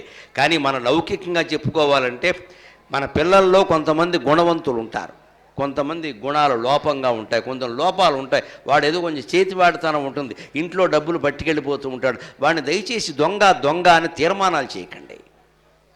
ముందు వాడిని పిలిచి, నాన్న ఎందుకురా, నేను అడిగితే ఇస్తాను కదా, నువ్వు ఎందుకు అలా తెలియకుండా పట్టుకెడుతున్నావు, ఏం కావాలి నీకు అని అంటే వాడు ధైర్యంగా అడుగుతాడు. కష్టపడి సంపాదించుకోవాలరా, ఇదేమిట్రా, అంతేగాని వాడిది అంతేనండి, వాడి జాతకం మార్చలేం ఇంకా అని చెప్పి వాడిని ఏదో శిక్షించడం, భక్షించడం, వాడిని విపరీతంగా మాట్లాడడం, వాడి కనపడకుండా వస్తువులన్నీ దాచేయడం, అప్పుడు బుర్రబద్దలు కొట్టి పట్టుకుపోతాడమ్మా, మరీ ప్రమాదం అది. గుణభృత్తు నిర్గుణక, గుణాలు ఏదైనా లోపం ఉంటే వాడిని సరిచేసే ప్రయత్నం చేయాలి. మీరు చేయొచ్చు, లేకపోతే గురువులకు అప్పగించవచ్చు. తల్లి తండ్రి పూనుకుంటే చెయ్యలేరండి ఆ మాత్రం. అసలు నీకు ఎంత కావాలో చెప్పరా, నేను ఇస్తాను, ఇంకో చోట ఎందుకు? ఇవాళ ఫోన్లు చేతిలోకి వచ్చాక ఏం జరుగుతుందో గమనించండి. ఆన్లైన్ షాపింగ్ ఎక్కువైందండి మొత్తం, ఇక్కడ ఇంకేం లేదు. ఇక్కడ అమెజాన్ కొరియర్ నొక్కాయి, ఓ నొక్కాయి వస్తువు కనపడింది, రెండోసారి నొక్కాయి డబ్బులు కనపడ్డాయి, మూడోసారి నొక్కాయి బ్యాంక్ అకౌంట్ కనపడింది, నాలుగోసారి నొక్కాయి శ్రీమద్ రామారాయణ గోవిందో హరి కట్ అయిపోయింది. ఇది పెద్ద జబ్బు కింద వ్యాపించింది. ఆన్లైన్ షాపింగ్ కారణంగానే కుటుంబాల్లో ఖర్చులు పెరుగుతున్నాయండి బాగా. ఆన్లైన్ షాపింగ్ మానేయాలండి. ఒక వస్తువు కావాలంటే కాకినాడ వెళ్ళి కొనుక్కో, లేదా కాకరపల్లి వెళ్ళి కొనుక్కో. కొన్ని వస్తువులు హైదరాబాదులో తప్ప దొరకవు, హైదరాబాద్ వెళ్ళి కొనుక్కోండి. దానివల్ల ప్రయోజనం ఏంటో తెలుసా? హైదరాబాద్ ప్రయాణం వచ్చే వరకు ఆ ఖర్చు తప్పింది, అది విషయం అక్కడ. హైదరాబాద్ ఎప్పుడు పెడతాం? అస్తమానం పెడతాం, నెలకో 2 నెలలు పెడతాం, అంతవరకు ఆపేద్దాం. ఆ 10,000 మిగిలాయి. ఇలా మనస్సులో ఆలోచన రాగానే ఇంకా కాలకృత్యాలు వస్తే ఆగలేనట్టే ఈ ఆన్లైన్ కూడా ఆగలేడు. ఎక్కడ పరిగెట్టే నొక్కే వచ్చేసింది. ఇంత పొడుగు పెట్టి వచ్చింది ఇంటికి. ఏమైంది? నీకు కట్ అయిపోయింది అక్కడ. పైగా క్రెడిట్ కార్డు ఒక్కొక్కడికి 2 లక్షలు 3 లక్షలు. ఎవడు బాబు సొమ్మండి ఇది? నాకు అర్థం కాదు. మేము చదువుకున్న రోజుల్లో మాకు 2 రూపాయలు ఇమ్మంటే మా నాన్నగారు కొట్టేంత పని చేసేవాడే. 2 రూపాయలు నీ చదువుకు అనేవాడు. రోజుకు 2 రూపాయల చదువు మానే అనేవాడు ఆయన. మరి ఈవేళ మన పిల్లలకి 2 లక్షలు ఇచ్చినా సరిపోవట్లా. పైగా పక్కవాళ్ళతో చెప్తారు ఇక్కడ, వాడు మొత్తం కటింగ్. క్రెడిట్ కార్డులు వాడనివ్వకూడదు. పిల్లల్ని వాడనివ్వకూడదంటే పెద్దలు వాడకూడదు, గమనించండి. ఏటీఎం చాలు కదా డబ్బులు తీసుకోవడానికి, క్రెడిట్ కార్డు దేనికండి? ఉన్నాయి కదా అని వాడేయడమే. ఇవన్నీ చేసిన తర్వాత మనకు అప్పుల నుంచి బయటపడాలంటే అప్పుడు మళ్ళీ మా బోటుగాడు కనపడతాడు. నేను చాగంటి కోటేశ్వరరావు గారు, షణ్ముఖ శర్మ గారు ఎవరో కనపడగానే, ఏమంటే ఏ స్తోత్రం చదివితే అప్పులు పోతాయి? మా స్తోత్రం చదువు, మేమేం చేయము ఇక్కడ. అక్కడి నుంచి కనకధారాస్తవం చదవమంటారా, ఇంకోటి చదవమంటారా? అప్పులు చేసే ముందు మమ్మల్ని అడగచ్చు కదా, అప్పులు చేయకుండా ఎలా ఉండాలన్నాడే. అది ఎవడో అడగడం. అప్పులు చేసేసామండి, నిండా మునిగిపోయామండి. లక్ష్మీదేవి ఏం చేస్తే నువ్వేం చేసినా ఉండదు అక్కడ, ఆవిడ వెంకటేశ్వరం దగ్గరే ఉంటుంది అక్కడ. నీ ఇష్టం వచ్చినట్టు ఖర్చు పెట్టి పారేసి ఆదాయం వ్యయం లెక్క లేకుండా ఇష్టం వచ్చినట్టు పిల్లలకు కూడా విపరీతమైన స్వేచ్ఛ ఇచ్చేసి అన్నీ అయిపోయిన తర్వాత ఇంకా లక్ష్మీదేవి రావాలా? ఎందుకంటే నువ్వు రాకుండానే అమ్మేసావు కదా, ఆవిడెందుకు వస్తుంది? రాకుండానే అమ్మేసావు. మన హృదయం మీద మనకు అదుపు ఉండదు, మన మనస్సు మీద మనకు అదుపు ఉండదు, మన శరీరం మీద మనకు అదుపు ఉండదు. దేవతలు వచ్చి మనల్ని కాపాడాలి. దేవతలు లోకుగా ఉన్నారు ఇక్కడ. ఇది విష్ణు సహస్రం నుంచి గమనించవలసిన సారాంశం. అంతా ఒక్కటే. మంచి పని చెడ్డ పని ఉంటాయండి. అందరికీ మా అబ్బాయి ఇంజనీర్, మా అబ్బాయి హైదరాబాద్, మా అబ్బాయి అమెరికా, మా అబ్బాయి స్వర్గం. గొడవ లేదు. ఇంకా అమెరికా పైన స్వర్గమే కదా. మా అబ్బాయి ఏవీ నగరంలోనే ఉంటాడు, ఇక్కడ ఎంబీబీఎస్ చేసిన వాళ్ళని, ఇక్కడ పుట్టి ఎంబీబీఎస్ చేసిన వాళ్ళని ఇక్కడే వైద్యం చేయమని చెప్పండి. తల్లిదండ్రులకు నమస్కారం పెట్టి కోరుతున్నా. ఇక్కడే వైద్యం చేయాలి. వాడు కనుక అమెరికా పోతానంటే గోమ్మె కొట్టి వేధవా నీకు చదువు చెప్పించింది ఇక్కడ వైద్యం కోసం. ఏవీ నగరంలో ఎవరికైనా ప్రసవం వస్తే సవారీ చేసి తీసుకెళ్లాలా? ఎక్కడికో అన్నవరం తీసుకెళ్ళాలి, లేకపోతే కాకినాడ తీసుకెళ్లాలా? మరి ఇక్కడి నుంచి నువ్వు చదువుతావా? ఈ ఊరి మీద భక్తి లేదా? ఊరి మీద భక్తి లేని దైవం మీద భక్తి వస్తుందా? మన పిల్లలు ఎంబీబీఎస్ చేసినా, ఇంజనీరింగ్ చేసినా, ఏ గొప్ప చదువులు చదివినా ముందు మేలు జరగవలసింది ఏవీ నగరానికే ఖచ్చితంగా.